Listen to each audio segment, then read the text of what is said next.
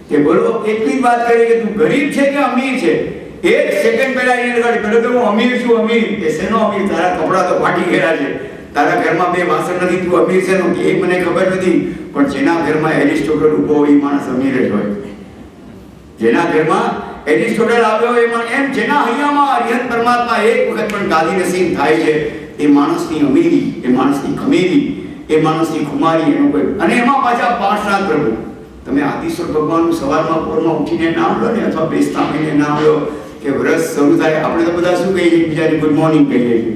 શાસ્ત્ર કે જે ભીડ ખાધા ભીડ ભોગવ્યા આપણે એટલા બધા કર્મ બાંધીએ છીએ. હમણાં દિવાળીનો દિવસ આવશે 4 નવેમ્બર એટલે બધા શું કહેશે એકબીજાને સાલ મુબારક, આ તો હેપી ન્યુ યર.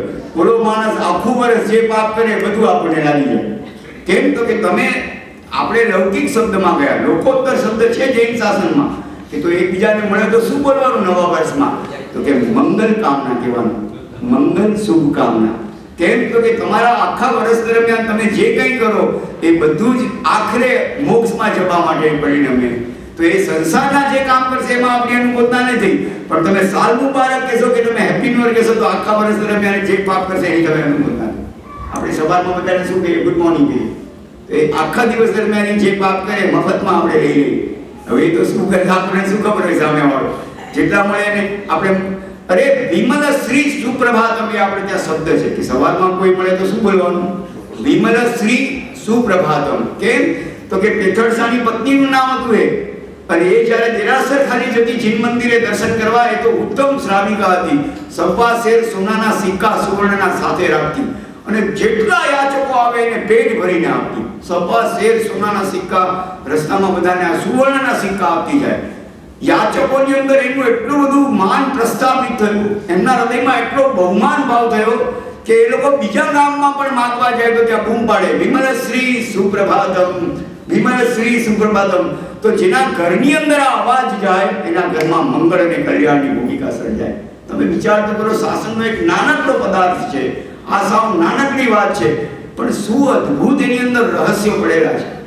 જેમ આપણે સવાર બપોરમાં બેસતા મહિને દિવાળીમાં દેશમાં હોય તો સબરસ એમ અવાજ આવે 4-4:30 સબરસ એટલે ખાલી 2 પૈસાનું મીઠું એ લોકો આપે ના ગરીબ માણસો, પણ કોઈ ના કે બધા પોતાના ઘરમાં એને કે ભાઈ 2 રૂપિયા લઈ જા, 5 રૂપિયા લઈ જા. કેમ તો કે સવારમાં પોરમાં દાન કરવાનો અવસર આવે, એ પાછો ન ફેરાય અને એને મંગળ કહેવાય.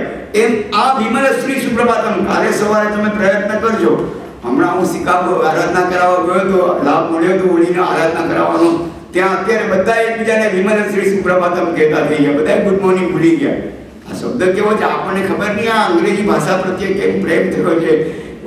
93% કન્ટ્રીઝ એમની લોકલ લેંગ્વેજમાં, એમની મધર ટંગની અંદર, એમની લોકસભાની અંદર એમની શપથ લે છે. આપણને ખબર નહીં કેમ અંગ્રેજી પ્રત્યેનું વળગણ એવું લાગ્યું છે. આ ભાષાની અંદર સાચું કહે છે તમને વેક્યુમનો સ્પેલિંગ મને કોઈ કહી શકશે? જે જાણતા હોય નહીં અત્યારે જે ટ્રાય કરવાનો હોય, વેક્યુમનો સ્પેલિંગ જેને ખબર હોય એને નહીં બોલવાનું. આ ભાષાની હું તમને ખાલી મર્યાદા સમજાવવાની કોશિશ કરું છું. જેને પહેલા આવડતું હોય એને નહીં બોલવાનું, જે અત્યારે ટ્રાય કરવાનો હોય આંગળી ઊંચી કરે ખાલી વેક્યુમનો સ્પેલિંગ જોઈએ છે. તમે 100 સ્પેલિંગ આપજો, 100 ખોટા પડશે. એટલે કહું કે એનીવન ટેલ મી વેક્યુમનો સ્પેલિંગ તમે અહીંયા ઇંગ્લિશ ભાષાનો ઉપયોગ કરો છો એટલે કહું. એટલે આ વેક્યુમનો સ્પેલિંગ તો સહેલો હોય ને મસ્ત વાંધો હોય, બધાને આવડે છે એટલે કોઈ આ તો બોલો બોલો એકાદો તો બોલો મને. આપણે તમે જ્ઞાની છો એટલે મારા જ્ઞાનમાં વૃદ્ધિ કરવી છે મારે. સંઘવી સાહેબ એટલે તો હું તમને કહું છું બાપા, બોલો બોલો વેક્યુમના સ્પેલિંગ તમે કેમ મને મજા આવે. ટેલ મી VACWM. એ તમને તો આવડે છે ને એટલે મેં કીધું બધાને આવડે છે ભાઈ. ના ના પ્લીઝ એ આવડે જ છે એ જ બોલો. શું બોલો ને જે શું બોલો કોઈ પણ બોલો સ્પેલિંગ VACUUM. હા જે આવડે છે એને તમે સમજી શકો છો શું સ્પેલિંગ છે. VACUUM. આ જ દિવસ સુધી મને સમજાવવું નથી કે આ બીજો યુ કેમ મૂક્યો. આ ભાષાની હું તમને ખાલી એક આ ખબર નહીં કેમ પણ આપણને કર્નલનો સ્પેલિંગ શું આપે છે આ લોકો? કર્નલ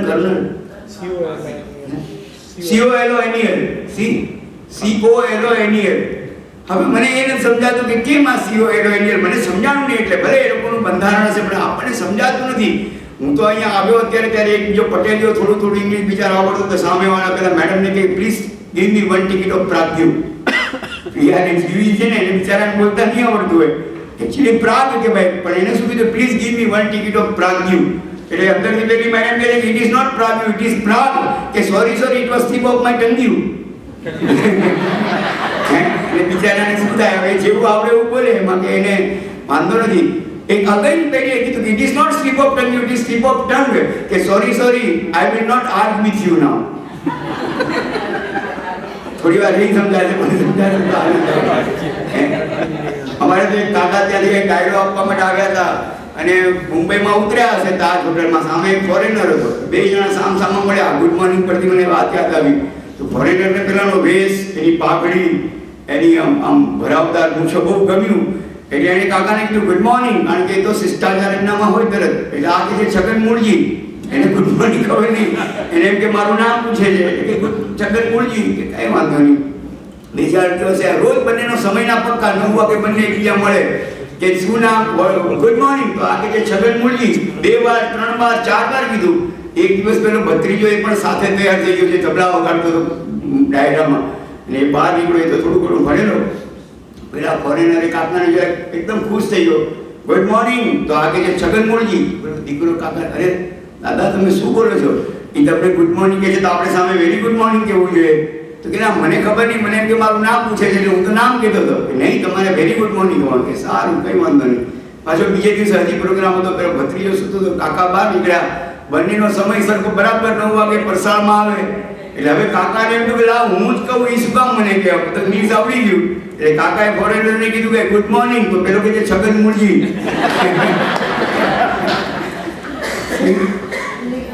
આ ખબર નહીં, આપણે સંસ્કૃત ભાષાની વાત તો લાંબી રહી, પણ સંસ્કૃતિ પણ નથી જાણતા. આ ભાષાની મર્યાદા એવી છે ને, 12 ગાવે બોલી બદલાય. દરેક જગ્યાએ અલગ અલગ ભાષાઓ આપણે સમજાય છે, પણ અંદર આપણા જે મૂળભૂત સંસ્કારો છે, અંદર જે આર્ય સંસ્કૃતિની આપણી પરંપરાઓ છે, એને જીવંત રાખજો. કોઈ દીકરો કે દીકરી આશીર્વાદ દેવા આવે તો આપણે ખાલી માથે હાથ મૂકીએ છીએ. આપણા વડવાઓ શું કરતા હતા?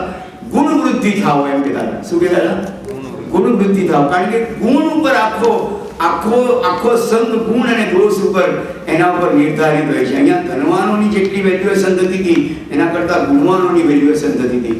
પણ આજે ખૂબ આનંદ છે આ પાર્શ્વનાથ પ્રભુની છત્રછાયામાં સુંદર મજાનો આપણે એક થોડાક સમય માટે આપણે પ્રભુની આ અદ્ભુત આ પરમાત્માની જે અદ્ભુત કલ્યાણકારિતા છે એની સાથે આપણે આપણું એટેચમેન્ટ કરવું છે, આપણે મેળ કરવો છે.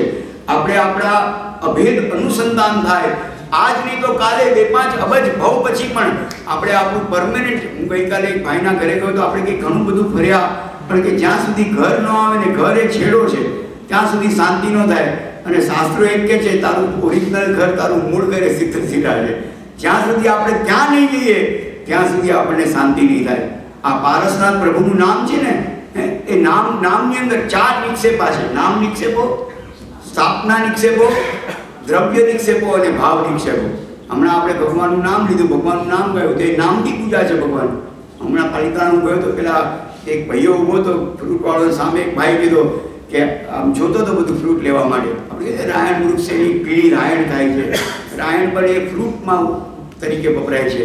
તો ઘણા બધા ફ્રૂટ્સ હતા, કેરી હતી, સફરજન હતા. તે એટલે પેલાને પૂછાય થયું કે નવી કેરી આવી છે. એટલે ઓલા ભાઈને પૂછ્યું પેલા ભૈયાએ કે આંબો આપું કે કેરી આપું? તો પેલો કહે છે ના, રાયણ આપો. શું કહે છે?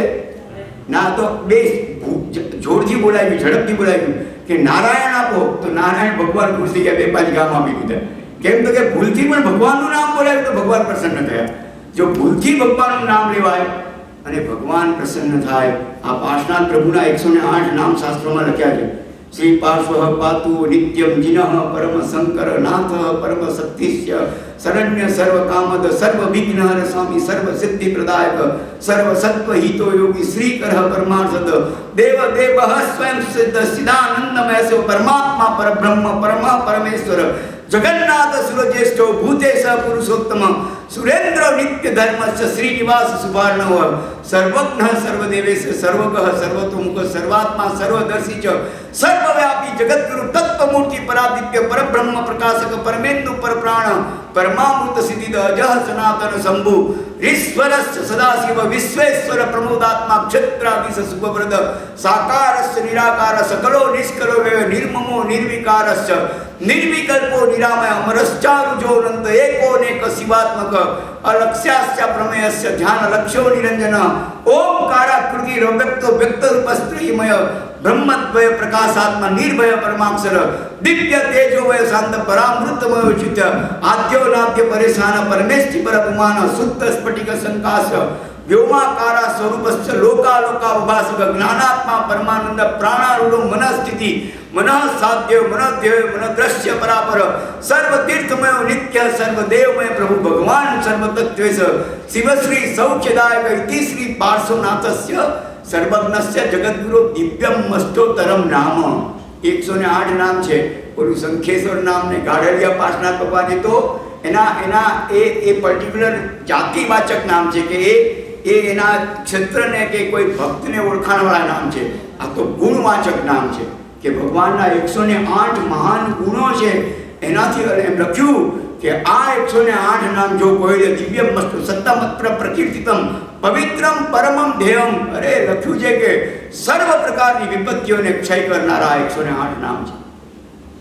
આ 108 નામ ખાલી પાર્શ્વનાથ પ્રભુના નામની વ્યુત્પત્તિ કરતા કહ્યું છે કે પા રસ અને નાથ.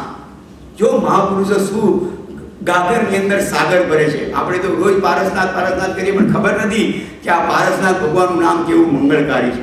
એ વિનંતી કરે છે કે હે નાથ પા રસ અને નાથ કે હે નાથ તું જે રસ પીવે છે અમને પીવડાવ. પા રસ અને નાથ. કયો રસ પીવે છે પ્રભુ? તો કે અત્યારે સિદ્ધ શિલામાં એમના જે અસંખ્ય આત્મ પ્રદેશો છે. આમ આપણી 14 રાજલોકનું દ્રશ્ય આવે છે. ખબર છે? આમ માણસ ઊભો હોય તો કેવો દેખાય? તો એના પ્રત્યેક જગ્યાની ઉપર પ્રત્યેક સ્પેસીસ છે એ અસંખ્ય આત્મ પ્રદેશો છે. ધર્માસ્તિકાયના જેટલા પ્રદેશો છે. ધર્માસ્તિકાય એટલે આપણે જે ગતિ કરીએ છીએ આ જગતમાં એમાં ધર્માસ્તિકાય નામનું જો તત્વ ન હોય તો આપણે ગતિ ન કરી શકીએ. આ ઓર્બિટની બહાર ગતિ કરી શકાતી નથી કારણ કે ત્યાં છે જ નહીં કંઈ ધર્માસ્તિકાય નામનું તત્વ. અધર્માસ્તિકાય એટલે આપણે હું બેઠો છું સ્થિર તો એમાં અધર્માસ્તિકાયને હિસાબે બેસી શકું છું. ધર્માસ્તિકાયના જેટલા પ્રદેશો છે અધર્માસ્તિકાયના જેટલા પ્રદેશો છે અરે મારા આત્માની અંદર જેટલા પ્રદેશો છે એક્ઝેક્ટ એટલા પ્રદેશો એટલે જગ્યા સ્પેસીસ 14 રાજલોકની અંદર છે કે હું કીડી જેવો મારો આત્મા થઈ જાય તો એ 14 રાજલોક એટલી સ્પેસ છે નાની થઈ જાય. નિગોદમાં તો તે એકદમ સૂક્ષ્મ થઈ જાય દેખાય પણ નહીં. પણ મારા દરેક પ્રત્યેક આત્મામાં આત્મ પ્રદેશો કેટલા એક્ઝેક્ટલી જેટલા 14 રાજલોકની અંદર છે એટલા. તો જ્યારે અત્યારે બધાને ધીરુભાઈ અંબાણીના 2 છોકરા બનવું છે, કોઈને અત્યારે અમિતાભ બચ્ચન બનવું છે પણ કોઈને પારસનાથ નથી બનવું. કેમ? તો કે પારસનાથ ભગવાન જે અત્યારે એન્જોયમેન્ટ કરે છે એ આપણને ખબર નથી. આપણી પાસે ડીકોડ નથી કરવામાં આવ્યું. આપણને ખોલવામાં નથી આવ્યું કે આ પારસનાથ પ્રભુ શું એન્જોયમેન્ટ કરે છે. સાચું કે જો હું દેવલોકનું વર્ણન કરું ને બધાને ગરગરિયા થશે કે દેવલોકમાં એકાદી વાર આટો માર્યા હોય તો સારું, ભલે અનંતી વાર જઈને આવે. નારદીનું વર્ણન કરું ને અહીંયા પહેલીથી 7મીનું તો બધા એમ કહે છે ભાઈ નારદીમાં જવું નથી. આચાર્ય ભગવાન હેમચંદ્ર સુરેશ્વરજી મહારાજ અત્યારે સુરેન્દ્રનગરમાં છે. એમના જ્યારે 18 શિષ્યો હતા, અત્યારે તો ઘણા છે પણ 18માંથી 16 શિષ્યોએ નારદીનું વર્ણન સાંભળીને દીક્ષા લઈ લીધી. કે આ સહન ન થઈ સંભળાતું નથી તો સહન કેવી રીતે થશે? એનો એક નાનકડો સોપારી જેટલો ટુકડો આ તમારા પેલા ગ્રાઉન્ડ ઝીરો લેવલ પર ટ્વિન ટાવર્સની બાજુમાં મૂકો ને તો આખી ન્યુયોર્કની વસ્તી મૃત્યુ પામે એટલી તો દુર્ગંધ હોય. સોપારી જેટલો નારકીની દુર્ગંધનો ટુકડો, એની જમીનનો ટુકડો અહીંયા ન્યુયોર્કમાં મૂકવામાં આવે તો આખી ન્યુયોર્કની વસ્તી એ મૃત્યુ પામે એટલી તો ત્યાં દુર્ગંધ હોય છે. તમે વિચાર કરો શું પરિસ્થિતિ હશે. નારકીનું વર્ણન સાંભળીએ તો આપણને વિચાર આવે છે કે ના નારકીમાં નથી જવું. દેવલોકનું વર્ણન સાંભળીએ આપણને મનમાં ભાવ થાય છે કે દેવલોકમાં જવાય તો સારું. પણ અહીંયા શાસ્ત્રકારો જો મોક્ષનું વર્ણન ચાલુ કરે તો આપણને બગાસ આવે છે કે ત્યાં જઈને કરવાનું શું? ત્યાં ચા પાણી તો હોય નહીં, ત્યાં ફરવા જવાનું ન હોય, ત્યાં કંઈ આંટા મારવાના ન હોય તો મજા કેવી રીતે આવે? તો એ લોકો જે આનંદના વેદનમાં હોય છે એના માટે શાસ્ત્રકાર પરમર્ષીએ લખ્યું છે કે એ આનંદ એ આપણું મૂળ ઘર છે આપણા આત્માનું. જ્યારે આપણું મૂળ સ્વરૂપ પ્રગટ થાય છે ત્યારે આપણા આત્મા ત્યાં સ્થિત થાય છે. અત્યારે પારસનાથ ભગવાન શું એન્જોયમેન્ટ કરે છે તમને ખબર છે? કે એમના અસંખ્ય આત્મપ્રદેશ છે એમાંથી એક આત્મપ્રદેશ લેવાનો પારસનાથ પ્રભુના આત્માનો. તો એમાં અનંતા ગુણો અત્યારે પ્રગટ્યા છે કારણ કે કર્મો બધા ક્ષય થઈ ગયા છે. કર્મ નિર્મૂળ થાય ત્યારે જ મોક્ષમાં જવાય. તો એક આત્મપ્રદેશ પરના આનંદનું કેલ્ક્યુલેશન આપ્યું છે તો અસંખ્ય આત્મપ્રદેશ પર કેટલું છે તમે કેલ્ક્યુલેટ કરજો. એમાં લખ્યું છે કે એક આત્મપ્રદેશ પર અનંતા ગુણો પ્રખ્યા છે અત્યારે અને એમાંથી એક ગુણ લેવાનો. એક ગુણનો આનંદ અનંત રેસ ટુ અનંત છે, ઇન્ફિનિટ રેસ ટુ ઇન્ફિનિટ છે. અનંત આનંદ છે. ધામનગરમાં એક પંડિતજી હતા, પનાભાઈ પંડિતજી, એમને સાક્ષાત્કાર થયો હશે દેવનો તો એમને કોઈ દેવે મંત્ર આપ્યો ઓમ નમો રમ બંધણમ આનંદ વેણમ. એટલે તમે જે આનંદ વેણમ એટલે આનંદનું જે વેદન કરો છો એને પણ હું વંદન કરું છું. ઓમ નમોણમ વંદનમ આનંદ વેણમ. 18 દિવસની એ સાધના કરાવતા હતા. રોજ આ મંત્રની 500 ઉકારવાળી ગણવાની. એક રૂમની અંદર ભાઈ બેસે તો બહેનનું મોઢું વગેરે જોવાનું નહીં. બહેનો સાધના કરવા બેસે તો એને ભાઈઓનું મુખ દર્શન નહીં કરવાનું. અને 18 દિવસમાં તમને જે અંદર આત્માના આનંદનું જે વેદન થાય એ અનબિલિવેબલ હોય છે. પણ આપણને આપણી સાચું કહ્યું, આપણે આપણા ફોનમાંથી આપણો ફોન લગાડીએ તો શું થાય? What don't we get when we dial our number from our own cell phone? Visitor engage tone આવે છે આપણને. કેમ? તો કે આપણે આપણા આત્મા સાથે કોઈ એપોઇન્ટમેન્ટ જ નથી ગોઠવતા. આપણે મળવાનો ટાઈમ જ નથી. આપણે આખા જગતના બધાને મળીએ છીએ, પરિવારવાળાને મળીએ, મિત્રોને મળીએ, પણ આપણને નથી મળતા. શાસ્ત્રકાર કહે છે તું અંદર તો જા, તારી અંદર આનંદનો ખજાનો છે, તું એને ખોલ અને પ્રભુનું નામ એ જેમ તમે માડીને બીજનું દર્શન કરાવો તો એને બીજની અંદર વટવૃક્ષ દેખાય છે. કોઈ શિલ્પીને પથ્થરનો ટુકડો દેખાડો તો અંદર એને પ્રતિમા દેખાય છે, પથ્થર નથી દેખાતું. એમ ભગવાનના ભક્તને ભગવાનનું નામ બતાવો, એની અંદર ભગવાનના દર્શન થશે. ભગવાનનું નામ એટલે એ કંઈ સામાન્ય વસ્તુ નહીં. માઇકલ એન્જલો નામનો એક સ્કલ્પ્ટર હતો, મોટો મૂર્તિકાર, અને એની પાસે એક ખિસ્સામાં હથોડીને એક ખિસ્સામાં સીવી રાખતો હતો. પણ લાકડાનો ટુકડો આપો ને તો અંદરથી ભગવાન પ્રગટ કરી દે 5 મિનિટની અંદર. અને કોઈ આરસની પ્રતિમા આમ કરી અંદર પ્રતિમા પ્રગટ કરે. પણ એ વિદ્વાન નહીં, ગુણવાન હતો. વિદ્વતા અને ગુણવત્તા જો સાથે પડે તો સોનામાં સુગંધ પડે. બિઝનેસ ક્લાસમાં બેઠો છે ને 4-5 પત્રકારો જોઈ ગયા. પહેલી મેડમે એનાઉન્સ કર્યું પ્લેનમાં કે હવે તમે બેલ્ટ બાંધી લો કે we are going to land at any time point of time. છતાં 4-5 પત્રકારો હિંમત કરી કે અરે મેં જોયા પહેલાં હું ત્યાં વોશરૂમ ગયો હતો કે માઇકલ એન્જલો બેઠો હતો. સાચું કે જો આવી સેલિબ્રિટીને કોઈ લાસ્ટ મોમેન્ટ પર મળવા જાય તો સામું જોવા તૈયાર નતો આવો. એ લોકો ગયા કે સર એક નાનકડી પત્રકાર પરિષદ કરી છે કે જરૂરથી પૂછો. કંઈ વાંધો નહીં ભાઈ. એ 5 ભેગા થઈને પત્રકારો પણ હોશિયાર હતા, ડાયા હતા, ઝડપથી પૂછી લીધું કે સાહેબ અમારે ખાલી એટલું જાણવું છે કે તમારામાં કળા અને કૌશલ્ય પ્રગટ કેવી રીતે થયું. એણે જે જવાબ આપ્યો અદ્ભુત જવાબ છે. આપણને તો જબરજસ્ત એની અંદરથી ઇન્સ્પિરેશન મળે એવું છે. એણે કહ્યું કે એમાં કાંઈ નથી. કે કેમ? તો કે દરેક ટુકડાની અંદર ભગવાન તો હોય જ છે, લાકડાના કે પથ્થરના આરસના શિલ્પમાં. હું ખાલી બહારના ખરાબ અવશેષો દૂર કરી દઉં છું, અંદરથી ભગવાન પ્રગટ થઈ જાય છે. એમ અહીંયા બેઠેલા પ્રત્યેકના આત્માની અંદર એક પોટેન્શિયલ પારસના બિરાજમાન છે. ખાલી આ શાસ્ત્રના ટાંકણાઓ લઈને આપણા ગુરુ ભગવાન તો એ સોમપુરા છે, એ સોમપુરા પાસે આપણા ખરાબ અવશેષો દૂર કરાવી દઉં તો અંદરથી મહાવીર ભગવાન પ્રગટ થશે. આપણે બસ આટલું જ કામ કરવાનું છે. બહુ લાંબી રમત નથી. ખરાબ કર્મના જે અવશેષો દરેકમાં સત્તાએ કેવળ જ્ઞાન પડ્યું છે એમ શાસ્ત્રકારો કહે છે. I can never transfer my knowledge to you. આ બધા કહે છે કે ભણવા ગયા મિશિગન યુનિવર્સિટીમાં. નો, દે આર જસ્ટ તમારા અંદર જે જ્ઞાન પડેલું છે એને ખોલે છે. એ લોકો નવું કંઈ નથી કરતા, અંદર હોય એ જ પ્રગટ કરે છે. અંદર તો કેવળ જ્ઞાન છે. તો એ કેવળ જ્ઞાન અને કેવળ દર્શનની પ્રાપ્તિ કરવા માટે અદ્ભુત આપણને દેવ મળ્યા છે. આનું દર્શન માત્ર દર્શનાત દ્વિત ધ્વંસી વંદનાત વાંછિત પ્રદ પૂજનાત પુરક શ્રીણામ જીન સાક્ષાત સુરદ્રુમ. અરે એનું દર્શન માત્ર દુરિતનો નાશ કરે છે, એનું વંદન માત્ર વાંછિતની પ્રાપ્તિ કરે છે, અને એનું પૂજન તમે પૂજન કરવા આવ્યા. શાસ્ત્રકાર કહે છે કે તારી શ્રી એટલે કૈવલ્ય લક્ષ્મી સુધીની લક્ષ્મી સંપત્તિની પ્રાપ્તિ કરાવી આપે છે. ભૌતિક લક્ષ્મી તો ઘાસ જેવી છે. જેમ ખેડૂત પહેલાં ઘઉં ઉગાડે છે, ઘાસ ઉગાડતો નથી, ઘાસ એની મેળે ઉગી જાય છે.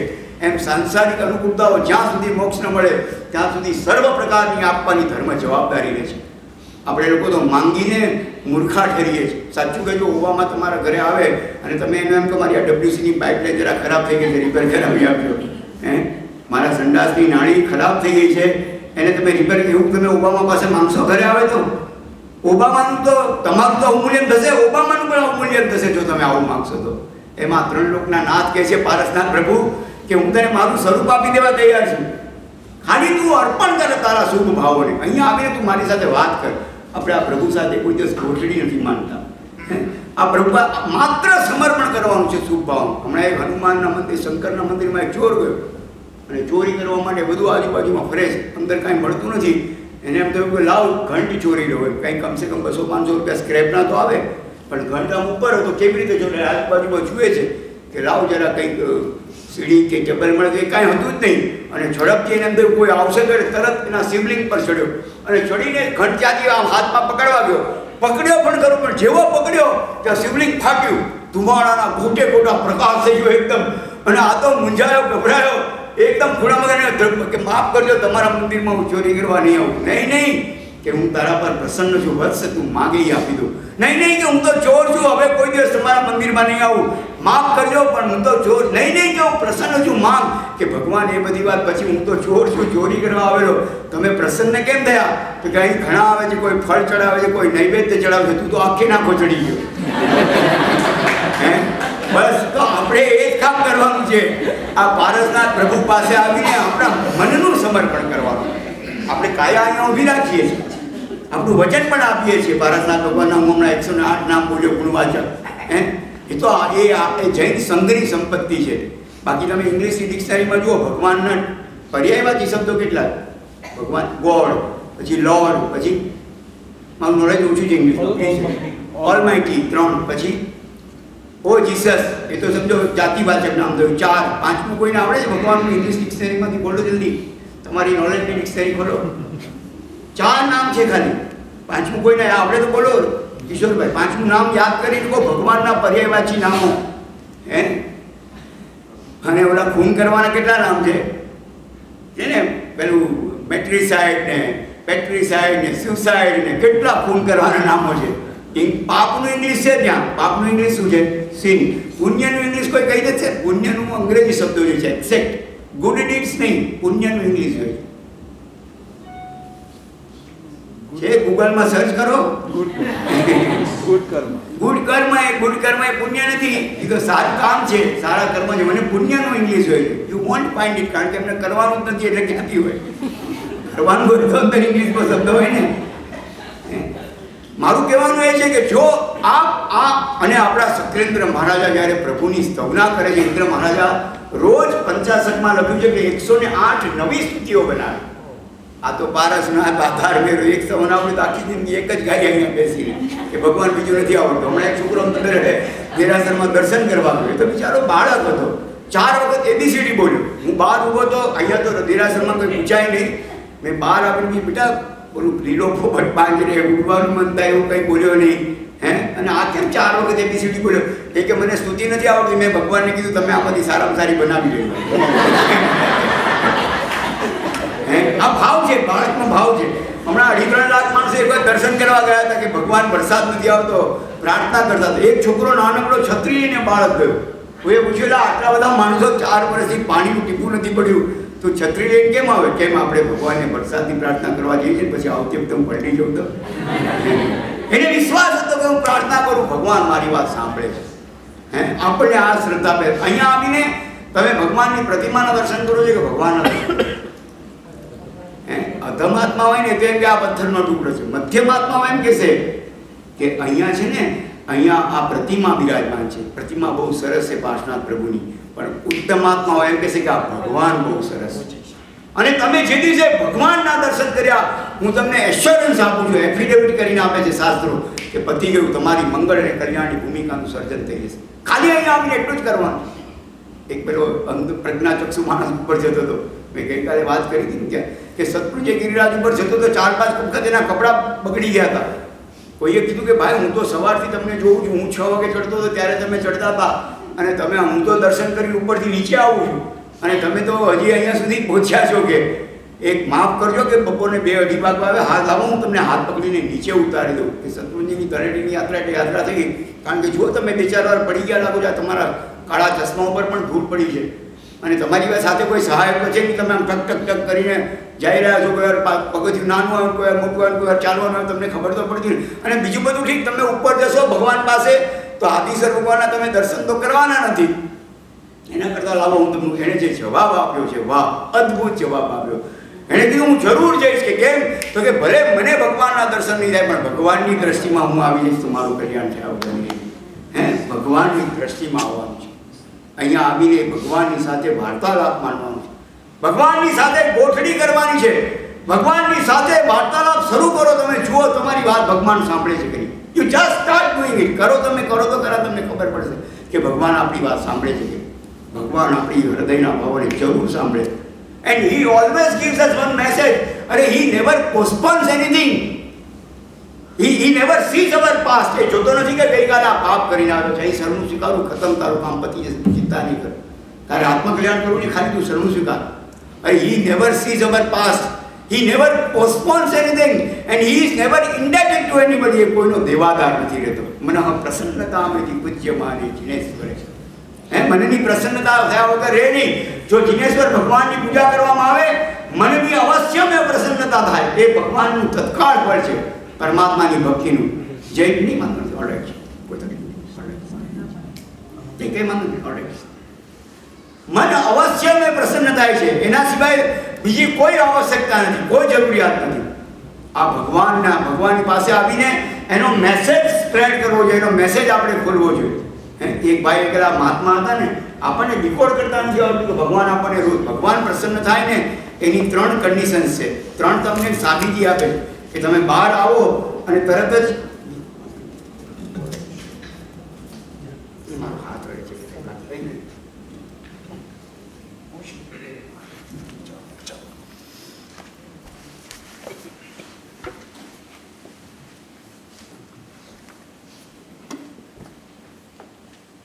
એટલે આપણને ખબર પડી છે પા, રસ અને નાથ, કે હે નાથ, તું જે અત્યારે આનંદનું વેદન કરે છે, કે એક આત્મા પ્રદેશ પર અનંતા ગુણો અને એમાંથી એક ગુણના આનંદનું વેદન જો અનંત રેસ ટુ અનંત હોય તો એમાં પ્રકેલા અનંતા ગુણોનું વેદન કેવું હશે?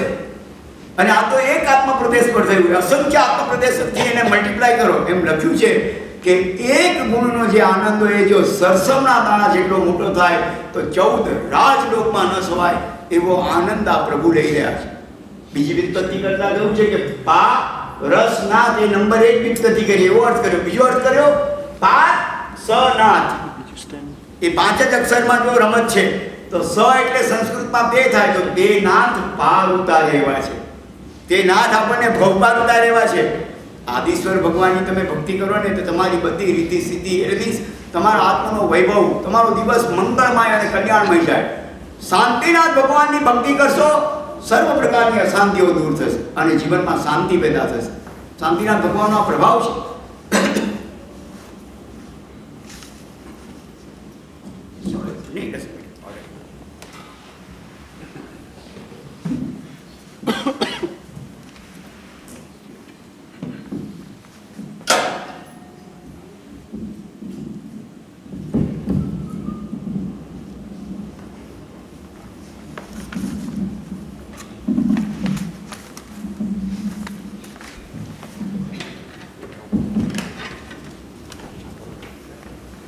જેને જીવનમાં અશાંતિ લાગતી હોય, જે લોકો મનમાં એમ વિચારતા કે મારું મન બહુ અશાંત રહે છે, તમે જાઓ શાંતિનાથ ભગવાનના નામનો જાપ કરો, એ બધું કામ પૂરું થશે. એક માણસ સંત પુરુષ શાંતિથી ઉભા હતા, સંતે પસંતે ઉપસંતે, એટલે આપણે ત્યાં કોઈ મૃત્યુ પામે તો ફોન ન કરે એકબીજાને કે આપણે ક્યાં આવા ખરાબ સમાચાર આપવા, પણ ન આપવા જ પડે તો શું કહે, કોઈ એમ ન કહે ઓલા ભાઈ મરી ગયા, શું કહે ભાઈ ગુજરી ગયા છે. મરી ગયા એ અધમ શબ્દ છે, પણ ગુજરી ગયા એ મધ્યમ શબ્દ છે. તો રાજસ્થાનની અંદર શું કહે ખબર છે કે આ ભાઈ શાંત થઈ ગયા. કેમ તો કે આત્માનો મૂળ સ્વભાવ શાંત થવું એ છે. એટલે મૂળ શબ્દ આ છે શાંતિ. હું આપને રિક્વેસ્ટ કરું છું કે આપણે પેલા આપણા હાર્ટનો ગ્રાફ હોય ને, ECG આમ થવો જોઈએ, જ્યારે મનનો ગ્રાફ છે કોન્સ્ટન્ટ આમ રહેવો જોઈએ. તો તમારો મનનો ગ્રાફ આમ થયો તો પતી ગયું. પ્રતિ સમય આર્ત અને રૌદ્ર ધ્યાનની અંદર ચાલ્યા જશું આપણે. આર્ત ધ્યાનમાં હોય અને જો આપણા ગતિનો બંધાય તો અવશ્ય મેં તિર્યક ગતિમાં જવું પડે. અને રૌદ્ર ધ્યાનમાં હોય, આખી જિંદગી ધર્મ કર્યો, એક જ વાર રૌદ્ર ધ્યાન કર્યું અને એ વખતે જો આયુષ્યનો બંધ પડ્યો તો નારકી નક્કી. અરે પણ મેં તો આખી જિંદગી ધર્મ કર્યો છે. શાસ્ત્ર કહે છે કે આ ગતિ બંધાવવાનું એક જ વખત કર્મ આવે છે. આયુષ્ય કર્મ એક જ વાર બંધાય આખા ભવમાં, અને બાકીના 7 કર્મો 24 કલાક બંધાય. હું હમણાં ઘરે જઈને સૂઈ જઈશ, 4-5 કલાક જે પણ નિદ્રા લઈશ ત્યારે પણ મારા 7 કર્મો બંધાવવાનું ચાલુ. હું કંઈ કરતો નથી, હું કંઈ બોલતો નથી, હું કોઈ કર્મ એમને મારું નિશ્ચેતન શરીર પર તો પણ કર્મ બંધાય. યસ, કેમ તો કે પ્રવૃત્તિથી જે કર્મબંધ કે કર્મક્ષય થાય છે એના કરતાં અનંત ગણો કર્મબંધ અને કર્મક્ષય વૃત્તિથી થાય છે.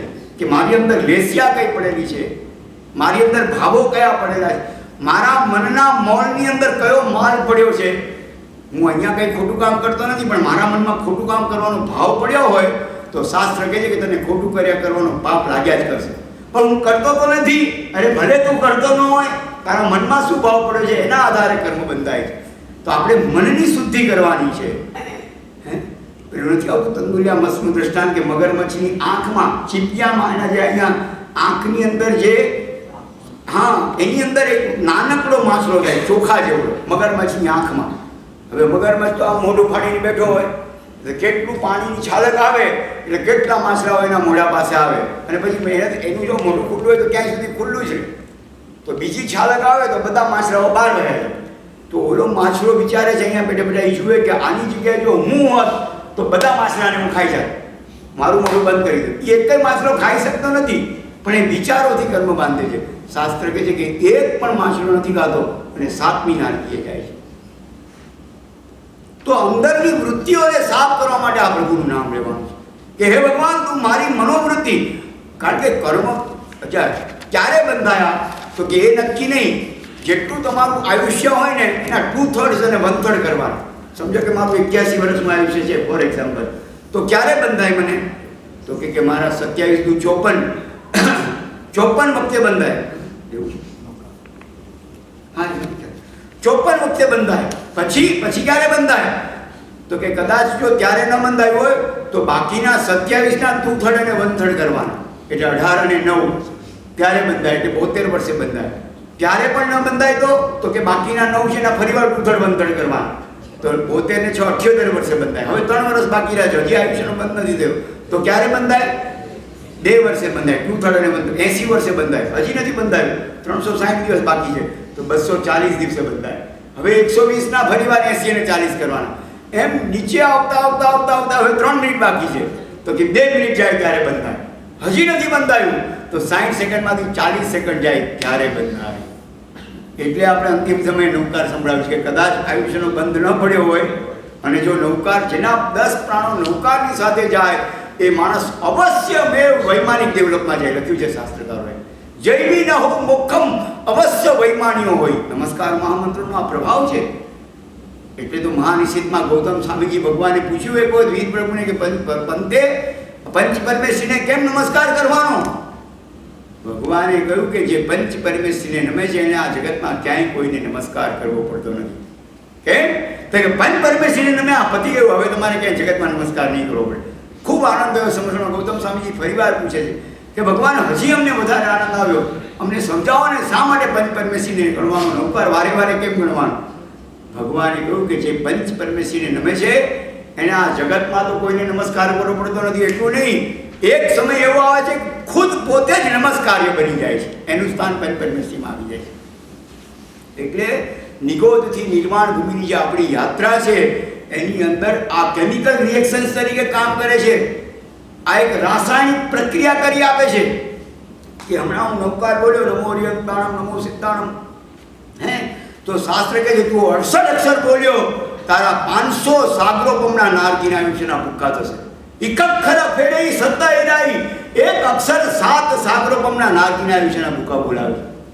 તો એક ભાઈ મને પૂછતા હતા અહીંયા શિકાગોમાં, મને કહે અતુલભાઈ જો 7 અક્ષર હોય તો 68 × 7 તો 476 થાય. શાસ્ત્રમાં ક્યારેય કોઈ દિવસ કોઈ લખ્યું નથી. મેં કીધું સારું થયું તમે આ પ્રશ્ન પૂછ્યો, હું કહેવાના જ હતો. કેમ તો કે નમો અરિયંતાણમ પછી નમો સિદ્ધાણમ એ જોડાક્ષર છે. આ 68 અક્ષરમાં 35 અક્ષર છે એક ગદ્ય છે અને 33 અક્ષર છે પદ્ય છે. 35 અક્ષર મૂળ બંધારણ છે અને 33 ચુલિકા છે, એનો ફળાદેશ છે. તે 35 ને બોલવાના છે અને 33 ને ગાવાના છે. એ પદ્યમાં છે. ઉપરના બોલવાના 5 પદ અને છેલ્લા 4 પદને ગાવાના છે. પણ એની અંદર જે 68 અક્ષર છે ને એ 68 અક્ષરમાં 7 જોડાક્ષરો છે. સિદ્ધાણમ ઉચ્છાયાણમ, નમોલો એ સવ સાવણમ નહીં બોલવાનું, નમોલો એ સબ્બ સાવણમ બોલવાનું. કારણ કે સવ સાવણમ બોલો ને તો સાધુના સબને નમસ્કાર થાય. હમણાં એક ભાઈ કરિયાણાની દુકાનમાં જાય છે કે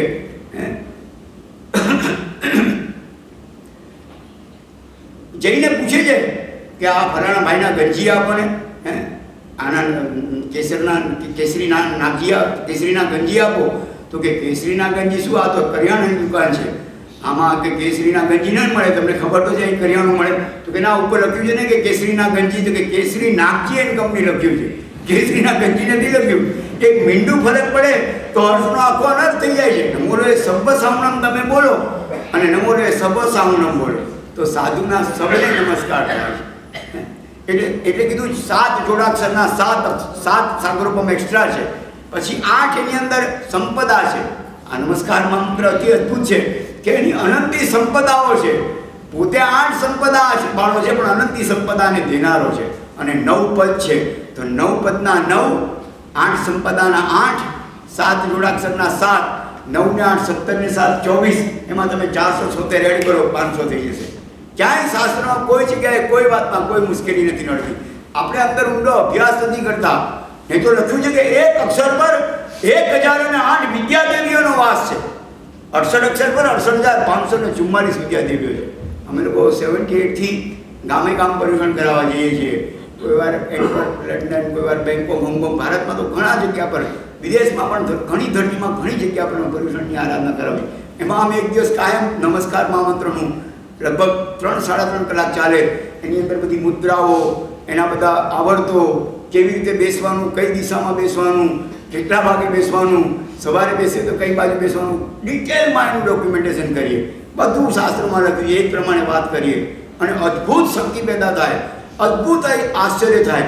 એક વખત અમારે કાંદિવલીમાં પર્યુષણમાં અમારા સંઘની અંદર જ મોકો મળ્યો. અહીં કોઈ મહાત્મા આવવાના હતા, એ પધારી ન શક્યા. અને મને સંઘે કીધું કે ભાઈ જો તમે આપણા સંઘમાં લાભ આપો, સામાન્ય રીતે અમે પોતાના સંઘમાં નથી જતા, પણ સંયોગો એવા હતા કે મારે જવું પડ્યું અને હું ત્યાં રહ્યો. અને મેં ખૂબ જાહેરાત કરી કે આ દરેક વખતે 5ના દિવસે તમે આવજો. મેં કીધું તમારો કોઈ મિત્ર હોસ્પિટલ જેલમાં હોય તો પેરોલ પર લઈ આવજો. કદાચ કોઈ અજય મિત્ર ત્યાં ગયો તો એને પેરોલમાં પણ છોડાવીને લઈ આવજો. કોઈ હોસ્પિટલમાં હોય તો રિલીફ સાથે લઈ આવજો એને, કે ભાઈ ચાલો તારું ચાલે છે ગ્લુકોઝ, અહીંયા આવ. કેમ કે મને ખબર હતી કે આવશે તો ભગવાનના શાસનની અદ્ભુત ભેટ લઈને જશે. અને બન્યું પણ એવું કે 800 માણસો, અમારો દામોદરવાડીનો પેલા માળનો હોલ હતો, આખો હોલ ભરાઈ ગયો. બીજી 500 માણસ આવ્યું કાંદિવલીની આજુબાજુ, બોરીવલી, મલાડ, ગોરેગાંવથી બધેથી. એ બધા નીચે ઊભા રહ્યા. આ બધા આવા માઇક્રોફોન ને સ્પીકર બધા નીચે મૂક્યા. પણ મારો અવાજ ત્યાં બેસી ગયો. ત્યાં ગરમી ખૂબ, અવાજ રિક્ષાનો બહુ આવે. રોજ અમે લોકો ત્યાં આપણા કાંદિવલી વગેરેમાં તો 9:30 થી 12:30 વ્યાખ્યાન હોય. પહેલું 9 થી 12:30, બીજું વ્યાખ્યાન હોય બપોરે 2:30 થી 5:30, અને ત્રીજું વ્યાખ્યાન હોય રાત્રે. અમે લોકો પ્રતિક્રમણ કરી 9 વાગે બેસીએ તો રાત્રે 1 વાગે પતે. પાછા સવારે 5 વાગે બધા પ્રતિક્રમણમાં આવી જાય. બહુ 8-8 કલાક બોલવાનું થતું. એમાં 5મા દિવસે મારો અવાજ ગયો. અને મને પોતાને એમ થયું કે અમે ગામે ગામ જઈએ, દરેક જગ્યાએ. હું શિકાગો ગયો હતો 95માં, અત્યારે ફરી વાર ગયો 18 વર્ષે. તો અમે જેટલા લોકો તે દિવસે ભેગા થયા હતા, બધા 108 નમસ્કાર મહામંત્રનો નિયમ ગ્રહણ કર્યો. એટલો આનંદ થયો. અત્યારે એ લોકો મને 2-4 ભાઈઓના ફોન આવ્યા કે જીવનમાં આજે કે બાધા લીધી અને બીજે દિવસે ચમત્કાર થયો. જે એને વાત કરી હું જાહેરમાં તમને કહી નહીં શકું. એવી અદ્ભુત એને અનુભૂતિ થઈ. અને એને જે ચમત્કાર બન્યો છે, મારાથી બોલાય પણ નહીં એવી એને સુંદર વાત કરી. આ વાત હું તમારી સાથે શેર કરું છું કારણ કે તમને, મને પોતાને વિચાર આવે કે હવે હું શું કરું. એટલે મારી સાથે ગિરીશભાઈ ચિમલાલ અમારી સામે જ ઘર દેરાસર છે, જેમના હું સિદ્ધચક્ર ભગવાન એમના ઘર દેરાસરમાંથી અત્યારે હું સાથે લઈને આવ્યો છું, અંજન સલાગાવાળા. કારણ કે વચ્ચે એક દિવસ પૂજાનો ગેપ રહેવો ન જોઈએ એટલા માટે. એટલે મેં એમને કીધું કે તમે, હું બોલી નહીં શકું, તમને જેવું ફાવે એવું. આમ મારી સાથે ઘણા વર્ષોથી આરાધના કરવા આવે. મેં કીધું તમને જેવું આવડે એવું તમે બોલજો. પણ મેં કીધું એક નૌકાર ગણીને માઇક તમને શું જોઈએ, માઇક મેં એમની બાજુમાં રાખ્યું અને મેં અહીંથી ગણવાનું ચાલુ કર્યું. હું બોલ્યો, કંઈ સંભળાનું, કંઈ બોલ્યો કેમ? અહીંથી અહીં જાય તો ત્યાં સુધી આવે ને, અવાજ જ ન નીકળ્યો. મારો અવાજ બેસી ગયો છે એવું પણ હું બોલી નહોતો શકતો.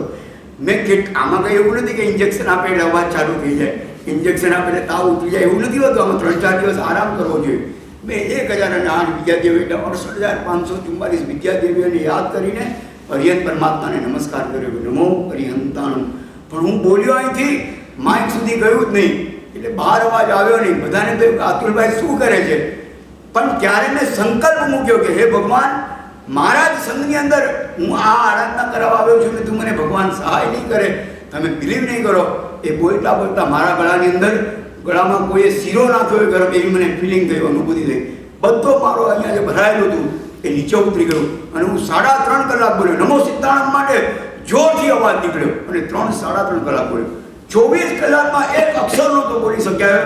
અને ખાલી આ હરિહંત પરમાત્માને નમસ્કાર કર્યા. તે નાથ પાર ઉતારે એવા છે. પારસનાથ.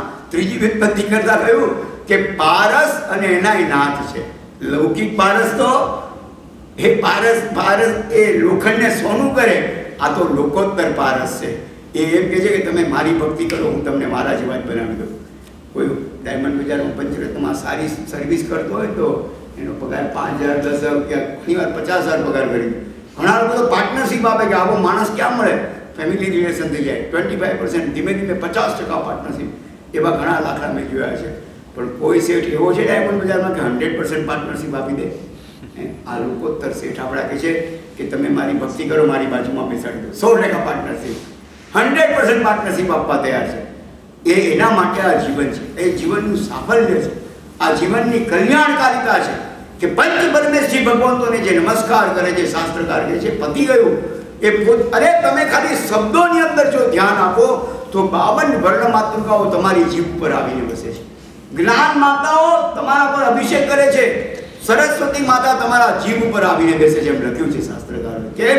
તો કે તમે ન મો પ હિ હમ તા અણમ એ અક્ષરોની અંદર તમારું ધ્યાન ગયું ને, માત્ર શબ્દો ઉપર ધ્યાન જવાથી 52 વર્ણ માતૃકાઓ જ્ઞાન માતાને ખોળે તમને લઈ જાય છે. અને જો તમે એના અર્થની અંદર ભળ્યા કે આ હરિહન પરમાત્મા એટલે શું, આ લોકો ઓલમાઇટી કે ગોડ કે ઓ જીસસ કે આપણા સખરેન્દ્ર મહારાજા ભગવાનની સ્તવના કરતા શું કહે છે ખબર છે? ભગવાનની સ્તવના કરવી હોય તો આવી રીતે કરાય, રોજ આવીને ભગવાન પાસે ઊભા રહેવું જોઈએ. આજે સવારે જ અમે કુમારપાળભાઈને ત્યાં એક સ્નાત્ર મહોત્સવ કર્યો અને એમાં અમે વર્ધમાન સક્ર સૌથી ભગવાનની સ્તવના કરી. સખરેન્દ્ર મહારાજા સિદ્ધસેન દિવાકર સુરીજી પર પ્રસન્ન થાય છે. તો એ કહે છે કે અમે અનંતા તીર્થંકરોના ચવન અને જન્મ સમયે જે માંગલિક શબ્દોથી સ્તવના કરીએ છીએ એ સ્તવના હું તમને ભેટ આપું છું. અને એ સ્તવના પ્રભુજીની સન્મુખ કરે છે.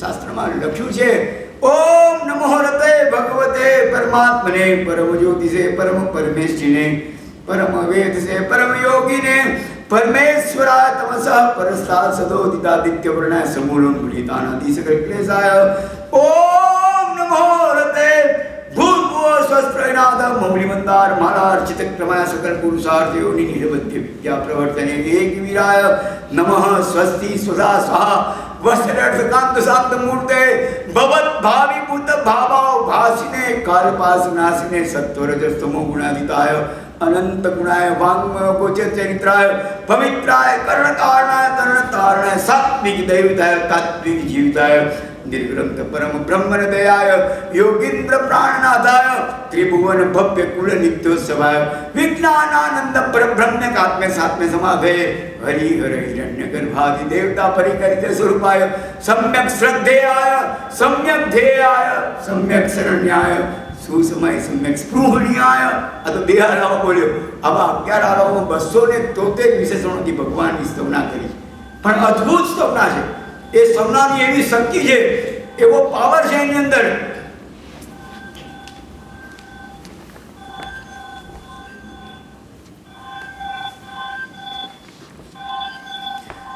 એટલે નક્કી કરો કે 24 કલાકમાં સવાર બપોર સાંજ ગમે તેમ કરીને 10 મિનિટ તમે ગમે તેમ કાઢો અને 108 નમસ્કાર મહામંત્રનું સ્મરણ કરો. કેમ? તો કે 54,000 સાગરોપમના નારકીના આયુષ્યના ભૂકા થાય. સામાન્ય નહીં, 108 નો વાર ગણો એટલે, કારણ કે 1 એટલે 500, તો 68 ગુણ્યા 500 કરો તો 54,000 સાગરોપમના નારકીના આયુષ્યના. એક સાગરોપમ એટલે 10 કરોડ પર્યોપમને 1 કરોડ પર્યોપમથી ગુણો ત્યારે એક સાગરોપમ થાય. 10 કુડા કોડી પર્યોપમ. મેં કાલે ડેફિનેશન આપી હતી ને કે તો પછી એક પર્યોપમ એટલે શું?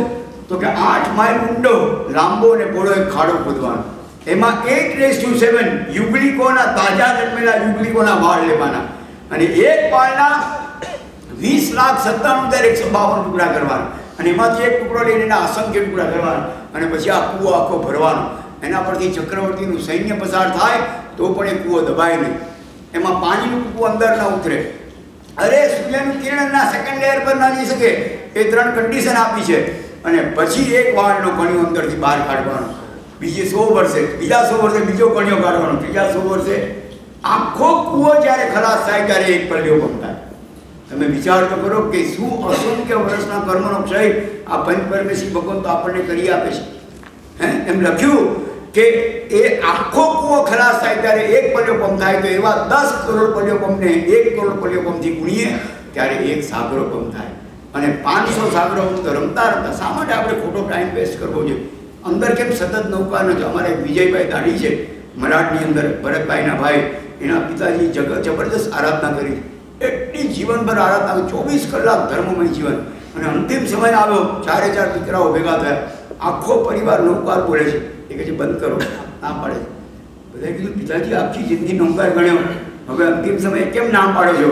એ કે મારી અંદર જે નૌકાર ચાલે છે ડિસ્ટર્બ થાય છે, હું જે અંદર ઘડી રહ્યો છું એમાં મને તકલીફ પડે છે, તમે બોલો છો. એટલે વિચાર કરો એ શું સાધના થઈ હશે, શું અંદર ભાવ આવ્યા હશે.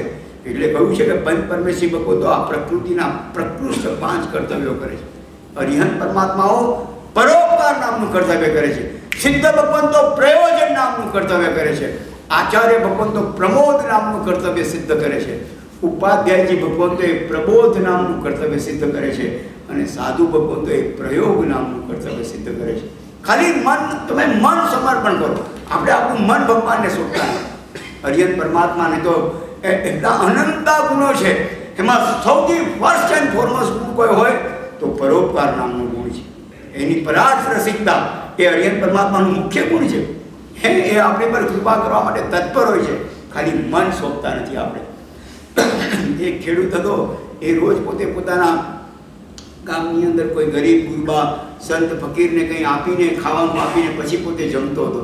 અને એ વખત એવું થયું કે ખેતરમાં ગયો, સાથે બધું ઘણું જમવાનું વગેરે લીધું, પણ ક્યાં કોણ મળે ખેતરમાં 7-8 માઇલ 10 માઇલ દૂર એક ઝાડ પર ચડે છે કે કોઈ સંત ફકીર બાબા કોઈ મળી જાય તો સારું. અને દૂરથી ગંગા નદીમાંથી એક ઝરણું જાણે છૂટું પડી ગયું હોય એમ 8-10 મહાત્માઓ નાનકડા 2 બાળ સાધુ સાથે આવી રહ્યા હતા. એટલો એને આનંદ થયો, દોડે છે કે સાહેબ પધારો પધારો પધારો, મારા ખેતરમાં આપ શાંતિથી રહો, ઝૂંપડી છે નાની. ઓલા મહાત્માને પણ મનમાં વિચાર આવ્યો કે મારી સાથે 2 બાળ સાધુ છે, અમારું જે થવું થાય, પણ આ 2 બાળ સાધુ છે, એને જો રોટલો મરચું ને ગોળ મળી જાય તો પાછા બીજા 5-10 કિલોમીટર ચાલવું છે, એ આગળ વધી શકાય. અને ખરેખર એ તો યસ્યા પિતાનમ મનેયોપી સર્વે ગૃહણંતિ ભિક્ષા ભ્રમણસ્ય કાલે મિષ્ટાન્ન પાનાંબર પૂર્ણ કામા સગૌતમો યચ્છતુ વાંછિતમ મે. એ લોકો જ્યારે નીકળે ને ગોચરી લેવા તો કોઈ ક્લાન સાધુ હોય, બાળ સાધુ હોય, એને જે ઈચ્છિત ગોચરીની પ્રાપ્તિ કરવી હોય તો ગૌતમ સ્વામીનું નામ લઈને નીકળે. ઇવન આપણા રત્નશેખર સુનીસોજી મહારાજ સાહેબે આપણા શ્રાવકો માટે જે ગ્રંથ લખ્યો છે એ ગ્રંથમાં પણ એ લખ્યું છે કે શ્રાવક બિઝનેસ કરવા માટે પણ જાય તો ગૌતમ સ્વામીજીનું નામ લઈને નીકળે. કેમ? તો કે એના જે લાભાંતરાય કર્મ હોય, એનો ઉદય ચાલતો હોય તો એની અંદર એ ગૌતમ સ્વામીજીનું નામ એ મહામંગલકારી છે અને કલ્યાણકારી છે. એટલે જેવા ગયા તો બરાબર રોટલો મરચું ને ગોળ મળ્યું. ગુરુ ભગવત તો આપણું 4 પ્રકારે કલ્યાણ કરતા હોય છે. એક તો જેમ મેં કહ્યું ને, આપણી સામે દ્રષ્ટિ નાખીને કલ્યાણ થાય. આપણે એમને 3.5 હાથનો અગ્ર રાખવાનો છે. કેમ તો કે અવિરતિમંત વિરતિમંતને સ્પર્શ નથી કરવાનો હતો, એટલે આપણે એની નજીક નથી જવાનું હતું. પણ એ આપણે માનીએ છીએ કે આપણે એમને સ્પર્શ કરીએ તો જ આપણું કલ્યાણ થાય. નો, એ આપણી સામે જુએ તો પણ કલ્યાણ થાય. એ તો દ્રષ્ટિથી કલ્યાણ છે, પણ એનાથી સૂક્ષ્મ શબ્દથી છે. એ ઉપદેશમાં આપણે કંઈ વ્યાખ્યાન આપે, કોઈ મંગલકારી શબ્દો કે, અને ત્રીજું બતાવ્યું કે મંત્ર આપે, એ શબ્દથી થયું, પણ ત્રીજું કહ્યું કે સ્પર્શ કરે, કાં તો માથા પર હાથ મૂકે, કાં તો જોરથી ધબ્બો મારે. સમજી લેવું આપણું કલ્યાણ નક્કી આગળ વધવાનું હશે. અને ચોથું, અહીંથી 15,000 કિલોમીટર દૂર છે, પણ એમને એમ વિચાર આવે કે આ મારો જે શિષ્ય છે એનું કલ્યાણ થજો, તો દ્રષ્ટિ, શબ્દ, સ્પર્શ અને એનાથી પણ સૂક્ષ્મ છે માત્ર સંકલ્પ કરે. સંકલ્પની એટલી જોરદાર તાકાત હોય છે કે અહીંથી આટલા બધા સમય દૂર હોય, આટલી જગ્યા પર દૂર હોય તો ત્યાંથી પણ એ આપણું કલ્યાણ કરી શકે છે. એટલે આ ગુરુ ભગવતના મનમાં વિચાર આવ્યો કે આ ખેડૂતનું મારે કલ્યાણ કરવું છે. એક તો જોયું, ત્યાં જ આમ ટાઢક પડી કે વાહ, મારા 2 બાળ સાધુ નહીં, 8 જણની ગોચરી એણે ઉભરાવી. બધાના પેટ ઠર્યા, બધાને એટલો આનંદ આવે, 7 કોઠે દીવા થયા. દ્રષ્ટિ, શબ્દ, પછી ધબ્બો માર્યો, અને પછી મનમાં વિચાર આવ્યો કે આવો સરસ પવિત્ર માણસ લાગે છે, એનું મારે કલ્યાણ કરવું છે. અને જેવો એ ભણાવવા માટે જાય છે, તો જેવો જાય છે એટલે ત્યાં વંદન કરીને આશીર્વાદ નથી કે સાહેબ આવું હું તમને બીજા કામ મૂક્યો કે ના, હવે તે મને કેડી સુધી તો વળાવ્યો, હવે હું આગળ જઈને સીધો ચાલી જઈશ, તું ચિંતા નહીં કર. કે સાહેબ કંઈક પ્રસાદી આપો. હવે જો દોડવું તું ને ઢાળ મળ્યો, આમને પણ કલ્યાણ કરવું હતું ને આને માંગ્યું કે સાહેબ તમે મારા પર કંઈક કૃપા કરો. કે હા, જરૂરથી. અને એ બોલ્યાને કીધું કે ચલ તું એક નિયમ લઈશ. એટલે આ વિચાર કરે છે કે આપણો 7મ 8મ જુગાર ગયો, કોઈક દિવસ રમતા હોય તો કે આજે નક્કી ચાલે, કાં તો કોઈક વાર કસુંબા પાણી કરતા હશે કે આજે ગયો, એ કે જશે આજે ડેફિનેટલી. પણ પેલા ગુરુ ભગવંતના મુખ પર જે શાંતિ હતી, મુખ પર જે પવિત્રતા હતી, આણે નક્કી કર્યું સાહેબ જે નિયમ આપો એ લઈ લઈશ. તમે ગમે તે બાધા આપો આજે લઈ છે, ચિંતા નહીં કરો કે. તો કે એમ નહીં, પણ પછી મન મક્કમ, તો કે હા મન મક્કમ 100% પાડીશ. તો કે એક કામ કર કે મન કે એમ નહીં કરવાનું. ઓહો સાહેબ, મને તો એમ કે સાતમ આઠમનો જુગાડ તમે બંધ કરાવશો. મને એમ કે હું કોઈ દિવસ દારૂ વગેરે પીવું છું કે ના, એ નહીં, ખાલી તું તારું મન કે એમ નહીં કરવાનું. તો ચોક્કસ કરીશ, તમે ચિંતા નહીં કરો, 100% કરીશ. અને બન્યું એવું કે સાહેબે તો બાધા આપી અને ગયા, માથા પર હાથ મૂક્યો, દ્રષ્ટિ, શબ્દ, સંકલ્પ, પછી સંકલ્પ મૂક્યો કે આનું કલ્યાણ થયો. અને આમ બે હાથ કર્યા, કલ્યાણ ભવતું, કલ્યાણ મસ્ત, એમ કરીને નીકળ્યા આગળ. અને આને ઓલા બળદ છે ને એને ગળામાં ઘંટ હતો, આમ બગાડ્યો કે શેઠ તમે મને ઘાસના પૂળા આપ્યા, ચાલો હવે ખેતર ખેડવા. એટલે આને વિચાર આવે છે, ચાલો ગુરુ ભગવતનું મારું જમાડવાનું કામ તો પત્યું, હવે ખેતરમાં જવું. તો અંદરથી બાધા યાદ આવી કે ખેતરમાં નહીં જવાય. કે કેમ? તો આ વિચાર તો મનમાંથી આવતો છે, મન કેમ નહીં કરવું એમ કીધું છે. કે કાંઈ નહીં, તો આજે ખેતર બંધ, આજે સીધો ઘરે જવું. તો કે હવે ઘરે પણ નહીં જવાય. કેમ? તો કે આ વિચાર ક્યાંથી આવ્યો મનમાં? આ નહીં કરાય, આ નહીં કરાય, આ નહીં કરાય, આ નહીં કરાય. હવે ચિંતા છે ને જીવતા માણસોને બાળે, ચિંતા મરેલા માણસોને બાળે. ચિંતા જીવતા માણસોને બાળે, પણ ચિંતન કર્મોને બાળે છે. એણે ચિંતન શરૂ કર્યું કે આ નહીં કરાય, આ નહીં કરાય. તો કોહમ, તો પછી હું કોણ છું? એકોહમ, હું એકલો છું, આત્મા એક જ છે. અને સોહમ, જે તે છે તો હું છું. અને આગળ વધતા વધતા ખબર પડી કે અહમ, હું જ તીર્થંકર છું. એ ભૂમિકા સુધી પહોંચ્યા. શબ્દમાંથી વૈખરી વાણી આવી સીધી, મધ્યમાં પશ્યંતી પરાવાણી સુધી ચાલ્યો ગયો. અને ત્યાં બેઠા બેઠા ધાડ કરવાનો ક્ષય શરૂ થયો. હું આ નથી, હું ભગવાન છું. એક વિચાર આવ્યો કે હું પોતે જ શુદ્ધ આત્મા છું, હું પોતે નિરંજન નિરાકાર છું, હું શુદ્ધ બુદ્ધ અને પરિનિર્માણને પામવા માટે સર્જાયેલો છું. શાસ્ત્ર કહે છે એક કઈ વખત સામાયિક નથી કરી, એક કઈ ભગવાનના દર્શન નથી કર્યા, કેવળ જ્ઞાન અને કેવળ દર્શન ત્યાં પ્રગટ થાય છે. વિધિન ફ્રેક્શન ઓફ મિનિટ્સ, થોડીક સેકન્ડોની અંદર આ કાર્ય થાય. એટલે હું કહું છું કે તમે ડીકોડ કરો, રોજ ભગવાન પાસે આવો, એને કહો કે મારો ક્રોધ નથી કર્યો. આ તમે એમની માનતા કે આ સાંભળતા નથી, આ સાક્ષાત બિરાજમાન થયા છે. જ્યારે અંજન કરે ને આચાર્ય ભગવાન તો ભગવાનની સામે આવી પેલી એક સોનાની બાટકી લે, પછી એમાં પેલું ગોરોચંદન, પછી અંબર, કસ્તુરી, પછી હિંગળોક, આપણું બરાસ, કેસર, સુખડ વગેરે 8 દ્રવ્યો અંદર હોય છે, અષ્ટગંધ કહેવાય. અને સોનાની બરકથી સળીથી અંજન કરે. તો સામે ન ઉભા રહે, પાછળ જાય આચાર્ય ભગવાન. 2 જણા હોય, એક ઈ અને એક વિધિકાર. ભગવાન સમજો આમ બેઠા હોય તો પાછળથી આમ અંજન કરે અને સામે એક અરીસો રાખે. કેમ? તો કે પ્રતિમા જ્યારે પરમાત્મામાં પહેલાં તો તીર્થંકરપણું માંગે. ઈશાન ખૂણામાં સિમંદર સ્વામી કે હે ભગવાન તું મને તારું તીર્થંકરપણું આપ. એટલે આચાર્ય તીર્થંકર બને અને પોતાનામાં રહેલું તીર્થંકરપણું આ પ્રતિમામાં આરોપિત કરે. એટલે પ્રતિમા પરમાત્મામાં પરિવર્તિત થાય. તો હમણાં હું મદ્રાસ કહ્યું તો આચાર્ય ભગવતના શિષ્યએ કહ્યું કે જેવી અંજન સલાકા થાય, સામે જે અરીસો હોય ને ટુકડા થઈ જાય. કેમ? તો કે પાવર એક પેદા થાય છે, શક્તિ પેદા થાય છે. પછી આચાર્ય ભગવાન તો 6 મહિના સુધી બીજી કોઈ અંજન સલાકા ન કરે. કેમ? તો કે એમને શક્તિનો રાસ એટલો થયો હોય. આ એમને એમ નથી મૂક્યા, 50,000 જિનાલયો છે મુંબઈની અંદર. અરે આ પારસનાથ ભગવાનનું જે જિનાલય છે ત્યાં મોટા પોસીનામાં નમો હરિયંતાણ જઈને ખાલી તમે બોલો ત્યાં જુઓ શું થાય છે. એમ લખ્યું છે. આપણા આચાર્ય જગન્નાથ શ્રી મહારાજ સાહેબે 108 પાર્ષદ ભગવાનનો ગ્રંથ બનાવ્યો છે. અને એ ગ્રંથની અંદર એમના શિષ્ય મુક્તિવલ્લભ શ્રી મહારાજ સાહેબે, અત્યારે તમે વાંચો ને પુસ્તક તો ખબર પડે એક પાર્ષદ ભગવાન માટે લોકો જે જહેમત કરી છે, જે ગ્રંથાલયોમાંથી એના છંદો, એના સ્તવનો, એની સ્તુતિઓ, એની અનેકવિધ જુદી જુદી વાતો એ બધી ગ્રહણ કરીને ગ્રંથમાં એમને ગ્રંથારૂઢ કરી છે. પણ આ પોસીનામાં ગયા તો એ 7 ભાઈઓ હતા, રસિકભાઈ વગેરે નાસિકના. એ લોકોને કંઈ ખબર જ ન પડી, ચિંતા જ ન કરવી પડી. કેમ? તો કે આજે અમારે કંઈ જોવા જવું જ ન પડ્યું, અમને પોતાને જ અનુભવ થયો. એ અનુભવ ત્યાં લખ્યો છે બોક્સ મેટરમાં.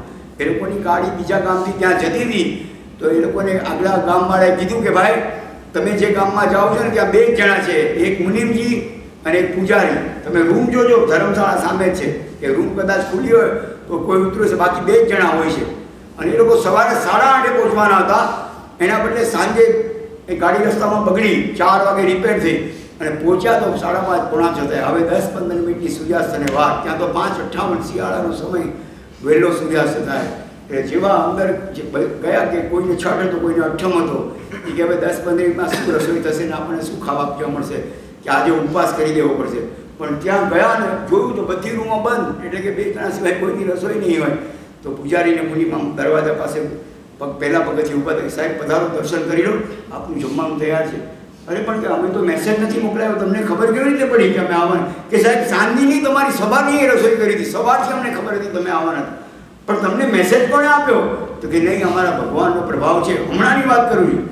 આજે પણ કોઈ પણ યાત્રાળુ અમારા તીર્થમાં આવવાના હોય, અમારા જિનારીના 5 શિખર છે, એમાંથી એક શિખરની ધજા ફીટ થઈ જાય કે અમને ખબર પડી જાય કે યાત્રાળુ આવી રહ્યા છે. આજની વાત કરું છું હમણાં, કે જુઓ તમે આ ધજા ફીટ છે કે નહીં. આ પરમાત્મા તત્વ એટલે સામાન્ય નથી, હું એમ કહું છું.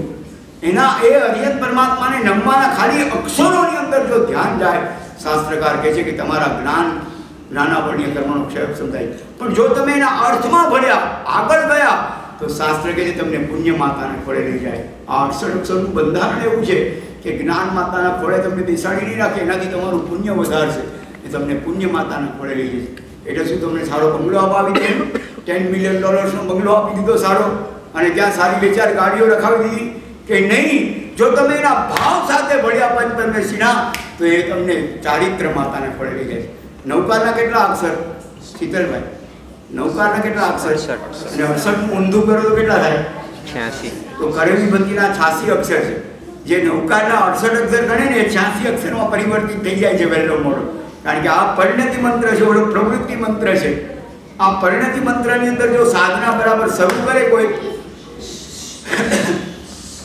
તો પુણ્ય માતાના ખોળેથી ચારિત્ર માતાના ખોળે લઈ જાય છે. હમણાં હું ત્યાં આચાર્ય ભગવાન નવરત્ન સાગર સુરીશ્વરજી મહારાજ સાહેબની નિશ્રામાં અમારા લગભગ 250-300 સાધુ સાધ્વીજી ભગવંતો હતા, સાધ્વીજી ભગવંતો હતા, 100-150 સાધુ ભગવંતો હતા, અને 3.5-4 કલાકનો નમસ્કાર મહામંત્ર પર કાર્યક્રમ હતો. એ પત્યા પછી મને આચાર્ય ભગવંતે બોલાવ્યો. આચાર્ય ભગવંતની 186ની કંઈક હોળી ચાલે છે આંબેડની, એમની 83 વર્ષની કંઈક ઉંમર છે, પણ એક પણ પોતાનો સામાન પણ શિષ્યને ઉપાડવા નહીં આપવાનો આ ઉંમરે પણ, અને બધા કરતાં ઝડપથી દોડે, અને જે શુદ્ધ ચારિત્ર પાળે છે, આપણું માથું નમી જાય. એમણે મને કીધું, મને કે હમણાં મારી પાસે એક ભાઈ આવે, એ ભાઈ ટ્રેનમાં જતા હતા કે આપણને નૌકા જન્મતા મળ્યો છે ને એટલે જોઈએ એવી કિંમત નથી. જેને જેને જેને જેને એની કિંમત સમજાય છે, આપણે તો 50-60 વર્ષે પાછો આપવા જઈએ. મારા સાહેબને લો, આ નૌકાથી કંઈ થયું નથી સાહેબ 60 વર્ષની અંદર. આ ઉંમરમાં કે આટલા દિવસ સુધી અમારા આચાર્ય રાજેન્દ્ર સિંહ મારા સાહેબ પાસે એક ભાઈ આવ્યા હતા હમણાં. સાહેબને ખરેખર સાહેબ આ નૌકા તમને પાછો આપું છું. ગ્રહણ કર્યો તો બીજીથી મને કાંઈ મનમાં સારી અનુભૂતિ નથી થઈ. સાહેબે હું જીવન તપાસ્યું, બધી તપાસ કરી, 2 કલાક બેઠા. સાહેબ કે અનંત કાળમાં સમ ખાવા માટે એવો એક કંઈ દ્રષ્ટાંત નથી કે પંચપરમેશીને કરેલો નમસ્કાર નિષ્ફળ ગયો હોય. તને કેમ પડ્યો નહીં કે વર્તમાનમાં પણ નથી બનતું, ભવિષ્યમાં પણ નથી થવાનું. એ વાત કરતાં ખબર પડી કે મારા સગા ભાઈ સાથે બનતું નથી, અને રોજ આર્ત ધ્યાન ને રૌદ્ર ધ્યાનમાં એની સાથે માથાકૂટ કર્યા કરું. 24 કલાક એના પ્રત્યે આર્ત અને રૌદ્ર ધ્યાન ચાલુ. હવે કાંટો અંદર ઘૂસેલો હોય, પછી તમે ગમે ત્યાં જોડા પહેરો તો પગમાં વાગ્યા વગર રહે. પણ મેં તો શૂઝ પહેર્યા હાઈ ક્લાસ, એ કે કાંટો પગમાં ઘૂસ્યો છે ને, વેદના અંદરથી થાય છે. દિલની દિલાવરતા, મનની પ્રસન્નતા, ચિત્તની શાંતિ, ઘાની રૂજ અને ટાઢિયા તાવની ટાઢ, આ 5 અંદરથી આવે. ટાઢિયા તાવની ટાઢ આવે ને ગમે એટલા ગોદડા ઉઠાડો એની ટાઢ જાય નહીં, કારણ કે અંદરથી આવે છે. એમાં દુખાવો પગમાં અંદરનો હતો. સાહેબે કીધું તારા ભાઈની પેલા કંઈ કે જગતના સર્વ જીવો પ્રત્યે મૈત્રી રાખવી જોઈએ, અને સર્વ પાપોને ખમાવીને તું ગણ, અને પછી જો શું થાય છે કે એમ સાહેબ કે હા તું એકવાર તો પ્રયત્ન કર, તારા ભાઈનો ફોટો રાખ સામે, અને 108 નૌકાર ગણવાનું ચાલુ કર. ખરેખર એણે કર્યું. હજી તો પહેલી નૌકારવાળી ગણી, એના મનમાં ભાવ થયો, ઓહો 60 વર્ષથી મારા ભાઈ સાથે બોલ્યો નથી, આટલા રાગદ્વેષ કર્યા, લાવ એને ખમાવા જો. ઘરની બહાર નીચે ઉતર્યો, સામે એનો ભાઈ મળ્યો. એ દોડતો આવતો કે મને પણ એમ ભાવ થાય કે હું તને ખમાવી દઉં. બોલો, તમે વિચાર કરો આ નમસ્કાર મહામંત્રનો શું પ્રભાવ છે. આચાર્ય ભગવતે મને કીધું કે બંને ભેટી પડ્યા, અને પછી જેણે નમસ્કાર મહામંત્રની અંદર જે કાઠું કાઢ્યું છે, અંદર જે સાધના કરી છે, એ કાકા મને 83 વર્ષ મળ્યા હતા. મને કે રોજ 7-8 કલાક નૌકાર કરું છું. મને કે રોજ કંટાળો આવતો હતો કે આ વૃદ્ધાવસ્થામાં શું થશે જીવનનું, પણ હવે એટલો આનંદ છે કે મને કોઈએ કીધું કે 500 સાગરોપમ, હું તો રોજ 54,000 સાગરોપમના વારે 108 નૌકાર કરું. આપણા આચાર્ય ભગવત રત્ન સુંદર સુરેશજી મહારાજ સાહેબ આમ લખતા હતા, અને એક સાધ્વીજી ભગવંતનું ગ્રંથ મરાઠી જ વાત છે, તેના મેઘમાં સાધ્વીજી ભગવંતો પધાર્યા, અને સાહેબ લખતા હતા ને એમના મથેણમાં કીધું સાહેબે ઉપર નહીં જોયું, અને આમ લખતા આમ ધર્મના હાથ ઊંચો કરી લખવાનું ચાલુ રાખ્યું. પણ એ ગયા ને પછી પદ્મદર્શન મહારાજ સાહેબ, પદ્મસુંદર વિજય મહારાજ સાહેબ પાસે આવ્યા, જેમની હમણાં નાગપુરમાં આચાર્ય પદવી થઈ. એ કે સાહેબ તમને ખબર છે કયા સાધ્વીજી ભગવંત આવ્યા હતા? કે ના મને ખબર નથી, હું તો લખતો હતો. તો કે એમનું નામ અનુપમા સિંહજી છે અને રોજ 1 લાખ નૌકાર ગણે છે. રોજના 1 લાખ નૌકાર, 1000 બાદી નૌકાર વાળી. સાહેબે દાંડો હાથમાં લીધો, 25 શિષ્યોને લીધા કે ચાલો આપણે સાધ્વીજી ભગતના દર્શન કરવા જઈએ. ઉપર નીચે બધા દેરાસરમાં ગયા તે બધાને હારે લીધા અને જઈને કીધું કે સાહેબ તમે આવ્યા ને તમારા દર્શનથી હું વંચિત રહ્યો. હમણાં પન્ના રૂપામાં કાળ ધર્મ પામે. હું ત્યાં ભુજની અંદર ગયો તો સંઘમાં અમારું કંઈક કાર્યક્રમ હતો, વક્તવ્ય ચાલુ હતું ને એક ભાઈ ઉભા થયા મને કે તમે જે આ અનુપમા સિંહજીની વાત કરો છો એ અમારા સંઘમાં છે. રત્નસિંહ માર સાહેબના આંખમાં તો આંસુ આવ્યા કે સાહેબ તમે રોજ 1 લાખ નૌકાર ગણો છો? તો કે ના હમણાં તબિયત સારી નથી એટલે 800 બાજી નૌકારવાળી ગણો છો રોજ. તમે વિચાર કરો, એની આપણે એકનો વાંધો છે કે રોજની 800 ગણે છે, એની એને ચિંતા છે કે ના ના હમણાં 800 જ ગણાય છે, અત્યારે થતી નથી. બોલો હું તો મને વિચારે એમને જોવા ગયો, અહીંયા બધે પાઠા પડી ગયા હતા, આમ સુતા સુતા ગણતા હતા અને ઓલી 2 વાસણ રાખ્યા હતા. આપણે ઓલી કુકરીમાં 25 કુકરી આવે ને, 12 સફેદ 12 કાળી 1 લાલ, એ 25 કુકરી ભેગી હતી અને 1 નૌકારવાળી ગણાય એટલે આ કુકરી આમાંથી આમાં નાખે એટલે આખું વાસણ ખલાસ થાય એટલે 25 નૌકારવાળી ગણાઈ ગઈ. પછી એક દોરો રાખતા હતા, એ દોરામાં એક ગાંઠ મારે કે કેમ તો કે એકવાર વાસણ ખાલી થયું પછી એ વાસણ ફરીવાર આમ ખાલી થાય એટલે બીજી ગાંઠ વાળે, એમ 12 ગાંઠ મારે એટલે કે 300 બાદી નૌકારવાળી થઈ ગઈ. પછી બીજો દોરો લે, પછી ત્રીજો દોરો લે. મારી આંખમાં આંસુ આવ્યું. સાહેબ આવી ઉંમરે તમે મને કે હજી 65 કરોડ થયા છે, 68 કરોડ થાય ત્યારે તું આવજે ત્યાં. મારે 3 વર્ષમાં બીજા 3 કરોડ ગણવાની છે. બોલો 3 વર્ષમાં 3 કરોડ નૌકાર ગણવાની છે. કારણ કે 300 દિવસમાં 3 લાખ, એ 1 લાખ ગણે. અરે અદ્ભુત સાધકો છે જીવનમાં, કેટલા એવા. આ આચાર્ય ભગવતે મને કહ્યું, મને કંઈક ભાઈ મારી પાસે આવ્યો અને એ કે હું ટ્રેનમાં જતો હતો તો એક મુસલમાન ભાઈ બેઠા હતા, કોઈ ફકીર જો આમ કરે ને આમ બંધ કરી દે, કોઈ દખાડે નહીં. કે મારું ધ્યાન ગયું તો નૌકારને પંચિંગે લખી, તો આપણી સ્થાપના જ્યારે હતું બીજું કાંઈ નહોતું. એ કે આ શું વારે વારે મને નહીં દેખાડવાની કોશિશ કરી કે ભાઈ ये क्या करे, ये बहुत बड़ा मंत्र है कि आपको मालूम नहीं, आपको कुछ नहीं समझ में आएगा. પેલો મુસલમાન આપણા જૈન ભાઈને કહે આપણે તો જન્મતાથી મળ્યો છે એટલે કિંમત નથી. તો એને બહુ કિંમત હતી. અરે કે इसमें क्या, अरे कि तेरे को देखने का है कि इसमें क्या है, तो किसका कोई चमत्कार है कि देखने का है तेरे को. 2-3 વાર જીપાજોડી થઈને ઓલો એક સ્ટેશન આવ્યું, 15 સેકન્ડ નાનકડું સ્ટેશન, ઉતરી ગયો પેલો ફકીર અને ત્યાં જઈને બાકડા પર બેઠો. ટ્રેનને સિગ્નલ અપાયું, ટ્રેન ચાલુ નહીં થાય. 15 મિનિટ 20 મિનિટ बोला मैनेजर स्टेशन नो मास्टर बोलो अनाउंसमेंट करे कोई सिग्नल दे दिया है, पीछे 2-3 गाड़ी खड़ा है, क्यों आप गाड़ी नहीं चला रहे हो? આખું એનું 2-4 જણા પોલીસને લઈને એન્જિન દૂર હતું, 18 આગળ દોડતા દોડતા ગયા. 1.5 કલાક. સાહેબ કેમ તમે ગાડી ચલાવતા નથી? 1.5 કલાક થઈ ગયો, સિગ્નલ ક્યાંનું આપ્યું છે? એ કે ખબર નહીં, હું હાથ લગાડવા જોઉં છું, ત્યાં એક સફેદ પ્રકાશ છે, મારે કરંટ જેવું આવ્યું, પાછો લઈ રહ્યું હાથ, મારો હાથ ત્યાં જતો નથી. પેલો ફકીર ઊભો થઈને અંદર બેઠો, ગાડી ચાલવા માંડી કે દેખ લિયા ને કે ક્યાં ચમત્કાર હે. શું તાકાત અને શક્તિ અંદર આપણને ફળતો નથી. કેમ તો કે આપણને શ્રદ્ધા નથી પહેલા કે આ એક અક્ષર, આ 7 સાંભળના નારકીના અક્ષરના ભૂકા કરશે કે નહીં. હમણાં લંડનમાં 400 બાળકો હાલારના હતા, એની સાથે સ્કૂલમાં મારું એક વક્તવ્ય થયું. એમનું અંગ્રેજી મને ના આવડે, મારું અંગ્રેજી એ ન સમજે, પણ અમે કંઈક મિયા મહાદેવનો મેળ કરેલો અને હું બોલ્યો કે તમે ભક્તા મને બોલ્યા અને આપણા માનતુમ સુરીજી મારા સાહેબે આવી રીતે બેડીઓ તોડી નાખી. તો પેલા છોકરામાંથી એક છોકરો ઊભો થયો કે sir I don't accept your challenge, I don't accept your this particular story. મેં કીધું કેમ? તો કે એવું કેવી રીતે બને કે ભક્તામર બોલીને લોખંડની પેઢી તૂટે? મેં કીધું આઈ એપ્રિશિએટ યોર કરેજ કે તને નહીં સમજાવ્યું તો તું વચ્ચે ઊભો તો થયો. 400 બાળકોમાંથી બીજું કોઈ નહીં ઊભો થયું, તું તો ઊભો થયો, તને ધન્યવાદ છે. પછી મેં એને કહ્યું કે તારા મમ્મી પપ્પાનું કિડની સ્ટોનનું ઓપરેશન તે કોઈ દિવસ જોયું છે? તમે ટીવી પર બહાર જુઓ ને સ્ક્રીન ઉપર તો એ લોકો બતાવે, અહીંયા વાટકા કંઈ કાપે નહીં, પણ જ્યાં આપણે કિડની હોય ત્યાં એ લોકો મશીન રાખે. એ મશીનમાં એક ચક્ર હોય છે યંત્રમાં, અને એના સર્ટેન બીપીએમ હોય છે. એ જ્યારે ઘૂમવા માંડે એના જો 1 કરોડ ને 20 લાખ કંપનો થાય તો બ્રેઇનના સુધી અંદર એના રેસ પહોંચી જાય છે. તો મેં કીધું સામાન્ય અવાજના મોજા એ લોકો કોન્સન્ટ્રેટ કરે અને એક પર્ટિક્યુલર સ્પીડની અંદર જ્યારે એને ફેરવે છે ત્યારે એમાંથી એક કિરણ પેદા થાય છે અને એ અંદર જઈને પથ્થરને તોડી નાખે. ટીવી પર આપણે જોઈ શકીએ છીએ કે કોન્સન્ટ્રેટ કરે જ્યાં કિડની પર તે પથ્થરના ટુકડા થઈ જાય, પછી યુરિન માટે બહાર નીકળી જાય, દવા આપે એટલે ભૂકો થઈ જાય. એટલે મેં કીધું તે કોઈ દિવસ જોયું છે આવે કે હા આઈ હેવ સીન ઇટ. તો મેં કીધું સામાન્ય અવાજના મોજાથી જો પથ્થર તૂટે તો ભક્તામર પ્રણત મૌની મણિ પ્રભાના એ માનતુમ શ્રીજી જેવા કોઈ ચૈતન્ય પુરુષ બોલે તો લોખંડ તૂટે, એમાં નવાઈ શું છે? મને કે હા હવે તમારી વાત બરાબર સમજાઈ ગઈ. વાત કરતાં કરતાં એવી વાત આવી કે આપણા ગૌતમ સ્વામીજી સૂર્યના કિરણોને લઈને ઉપર ચડ્યા. હે તો તો એ મને કહે કે બીજા છોકરાની હિંમત આવી કે એવું કઈ રીતે બને કે આમ સૂર્યના કિરણ પ્રગટીને પડે. એ મેં કીધું કે વી ડોન્ટ બિલીવ. આ નાસાના અધિકારીઓ છે ને, એ લોકોએ અત્યારે એક બુક લખી છે કે વી never went to the moon.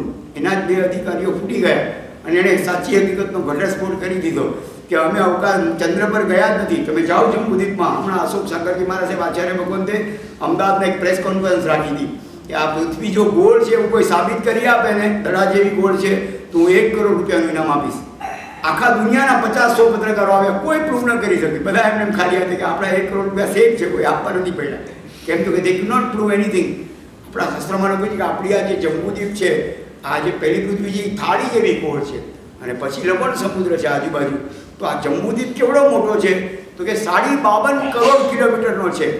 1 lakh જોજન એટલે 3200 લાખ માઇલ, 32 કરોડ માઇલ. એને 1.6 કિલોમીટરથી મલ્ટીપ્લાય કરો તો કે જે 52 કરોડ કિલોમીટર થાય. પછી લવણ સમુદ્ર 104 કરોડ કિલોમીટર, એનાથી ડબલ. પછી ધાતકી ખંડ 208 કરોડ કિલોમીટરનો.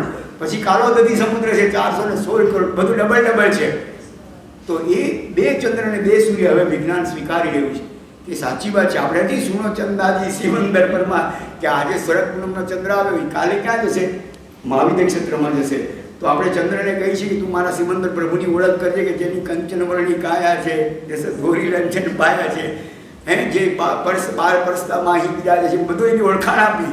અને પછી એને કીધું કે મારા માટે કંઈક આશીર્વાદ ભાઈ લઈને આવજે, જેને ઉત્તમ કૂટ હવે પૂરો કહે પદ્મ વિજય થાવું સુરો.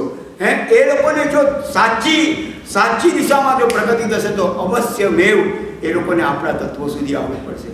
જો એક સામાન્ય અવાજના મોજા પથ્થર તોડે છે તો નમોરિયંતાણના મોજા 7 સાગરો પરના જે કાર્બન વર્ગના આપણા આત્મા પર કર્મ બનીને છોડી જાય ને તોડી નાખે છે. એ સાચું કહેજો, આપણે ક્વિનાઇનની ટીકડી લઈએ તો ડૉક્ટરને પૂછીએ છીએ કે આની અમારો મેલેરિયાનો તાવ કેવી રીતે જશે. ડૉક્ટર તમે કીધું સાહેબ પહેલાં સમજાવવામાં કયા કયા દ્રવ્યો છે અને મને કેવી રીતે. ડૉક્ટરે કીધું ઘરે જા, એ તારું કામ નથી, લેવી હોય તો લે દવા. તો આપણે ડૉક્ટર પર શ્રદ્ધા રાખીએ છીએ. જે વિમાનમાં જે જિંદગીમાં એ પાયલોટને ઓળખતો નથી, એના વિશ્વાસે હું હવામાં ઉડું છું. કેમ? આ ટ્રેન આવડી મોટી ચાલે છે, તમારા એક બ્રિજમાંથી નીચે બ્રિજમાં કોઈ દિવસ તમે એના ડ્રાઈવરને જોયો છે? નામ એટલે સાંભળ્યું છે એનું? તો એ ગાડીમાં બેસાય કેવી રીતે આપણે જેને ઓળખતા નથી? એના પર શ્રદ્ધા મૂકીએ છીએ. જે પ્લેનના પાયલોટ એને આપણે ઓળખતા નથી એના પર શ્રદ્ધા મૂકીએ છીએ, પણ ભગવાનના વચનો પર આપણને શ્રદ્ધા નથી બેસતી. એકવાર જો ભગવાનના વચનો પર, તો આ પરમેશ્વરીને કરેલો નમસ્કાર હું બધાને હાથ જોડીને રિક્વેસ્ટ કરું છું કે આજે આપણે પહેલી વાર ભેગા થયા છીએ, પણ જીવનમાં આપણે ભવિષ્યમાં સિમંદર સ્વામી પાસે ભેગા થવું છે. ત્યારે યાદ કરશું કે આ સંઘની અંદર આપણે બધા પારસનાથ પ્રભુની છત્રછાયામાં 108 નૌકાનો નિયમ ગ્રહણ કરેલો, એના પ્રતાપે આપણે બધા આજે અહીંયા આવ્યા છે. એ કહે છે કે ચારિત્ર માતાને ખોળે લઈ જાય છે અને નમસ્કાર મહામંત્ર સાથે જો અભેદ અનુસંધાન થાય તો ચારિત્ર માતાના ખોળેથી ધ્યાન માતાના ખોળે લઈ જાય છે. એટલી શક્તિ અને તાકાત આ 68 અક્ષરોની અંદર પડી છે. એટલું જ નહીં, નમોરિયંતાણનું એક પદ 2,45,409 પદયોગમના દેવલોકના આયુષ્ય બાંધે. અને આમાં લખ્યું છે કે કઈ નૌકારવાળી ગણીએ તો કેવી રીતે શું ફાયદો થાય. એમાં લખ્યું છે કે જુદા જુદા પ્રકારની ઘણી બધી નૌકારવાળી હોય છે, પણ આપણે કઈ રીતે ગણવું એ હું તમને આજે એક નાનકડી સુંદર મજાની એની એક રીત છે એ બતાવી દઉં છું. જો તમે શંખવાળી નૌકારવાળી ગણો, શંખથી શંખરા આવે છે તો 100 ગણું પુણ્ય બંધાય. પણ પ્રવાળની નૌકાર પરવાળા હોય ને એની જો નૌકારવાળી હોય તો 1000 ગણું પુણ્ય બંધાય. અને સ્ફટિકની નૌકારવાળી હોય તો 10,000 ગણું. મોતીની નૌકારવાળી, પ્લાસ્ટિકની નૌકારવાળી નહીં રાખવાની, પણ મોતીની નૌકારવાળી હોય તો 1 લાખ ગણું. પછી લખ્યું કે સોનાની નૌકારવાળીથી ગણો તો 10 કરોડ ગણું ફળ મળે, ચંદનની નૌકારવાળીથી ગણો તો 100 કરોડ ગણું ફળ મળે, અને રત્નની નૌકારથી ગણો તો 12,000 કરોડ ગણું ફળ મળે. પણ આ બધામાં હજી એક લખ્યું છે કે એક નૌકારવાળી એવી છે કે જે આ બધા કરતા ચડે છે. એ કઈ છે? સૂતરની નૌકારવાળી છે. કે આ બધામાં શ્રેષ્ઠ કરી કે આ બધા કરતા જેને વધારે ફળ મેળવવું હોય એને સૂતરની નૌકારવાળી ગણવાની. પણ એમાં પણ જો નૌકારવાળીથી પણ વધારે, સૂતરની નૌકારવાળીથી પણ વધારે ફળ લેવું હોય તો જમણા હાથે નંદાવર્ત ગણવા અને ડાબા હાથે શંખાવર્ત ગણવા. સૌથી શ્રેષ્ઠ રીત આ છે. નંદાવર્ત એટલે શું? 1 2 3 4 5 6 7 8 9 10 11 ને 12. એક આગળ આપો.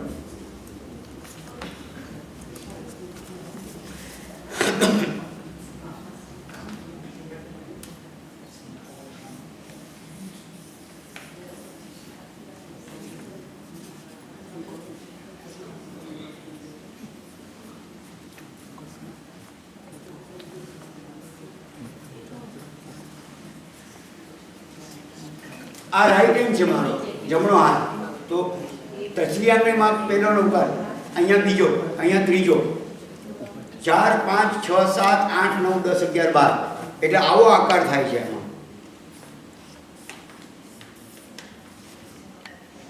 આ આકાર થાય છે. તો આ આકાર છે એ નંદાવર્તમાં હોય છે. તમે જે આચાર્ય ભગવાન ઘરે પધારે ગૌળી કરો અથવા કલ્પસૂત્ર વંચાય ત્યારે ગૌળી કરો, એ આ મહામંગળ કરનાર, આમાં 9 ખૂણાઓ હોય છે. એટલે એ આખો જે નંદાવર્ત કરીને એમાં 9 ખૂણા હોય છે. તો એ 36 ખૂણા, 36 ગુણના ગુણના ધારક આચાર્ય ભગવાન પાસે કરો અથવા દેવ પાસે કરો તો એ દેવ અને ગુરુનો મહિમા વધે છે. તો આ નંદાવર્તથી આ ગણવાનું. તો ડાબા હાથમાં કેવી રીતે ગણવાનો? તો કે ડાબા હાથમાં શંખાવર્તથી ગણવાનું.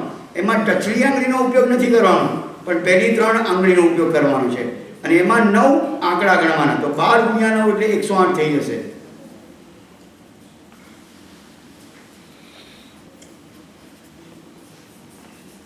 એટલે આવું છે 1 2 3 4 5 6 7 8 9. એટલે જ્યારે હું આ પહેલો 12 ગણું છું ત્યારે ડાબા હાથ પર આંગળો આમ જ રાખવાનો, ડાબા આંગળી પર અહીંયા.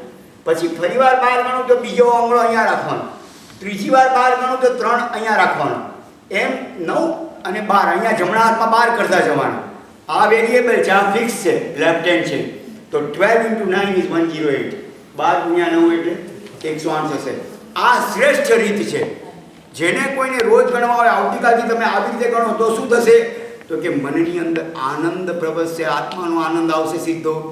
અચ્છા, કોઈ નજર નહીં લાગે, કોઈ ખરાબ દ્રષ્ટિ આપણને નહીં લાગે, અને ભગવાનના ઓરિજિનલ મૂળ સ્વરૂપ જે પ્રગટ કર્યું છે એ સ્વરૂપ પ્રગટ કરવાનો આપણને લાભ મળશે.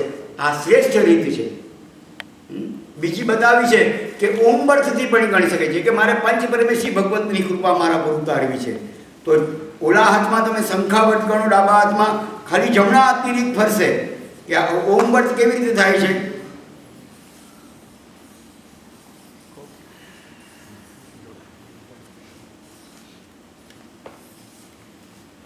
પહેલો ત્રીજી આંગળીમાં લેવાનું.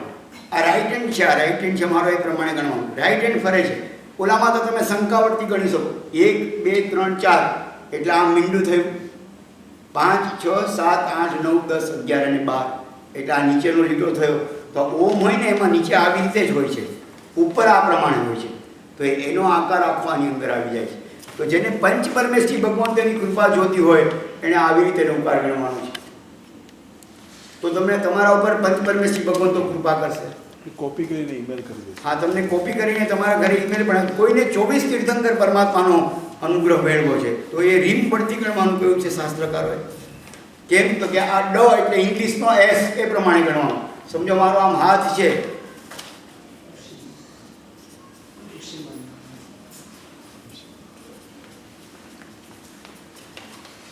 એક બે ત્રણ ચાર એટલે 1 2 3 4. પછી નીચે ઉતરવાનું છે 5 6 7 8 5 6 7 8 અને પછી નીચે ઓર જવાનું 9 10 11 12. તો આ રીમકારનો જે મૂળ ભાગ છે એ આની અંદર આવી જાય છે. ઓકે, તો 24 તીર્થંકરોનો અનુગ્રહ આનાથી મળે. એટલે અહીંયા 12 ગણો, આ બાજુ 9 ગણવાના એટલે 108 થઈ જાય. કોઈ કહે છે મને કૈવલ્ય લક્ષ્મીની પ્રાપ્તિ કરવી છે તો શ્રીમબરથી ગણો. તો શ્રીમબર પણ આવે છે કે તમે શ્રીમબરથી ગણો તો આધ્યાત્મિક લક્ષ્મીની પ્રાપ્તિ થાય છે અને યાવત કૈવલ્ય લક્ષ્મીની પ્રાપ્તિ થાય છે.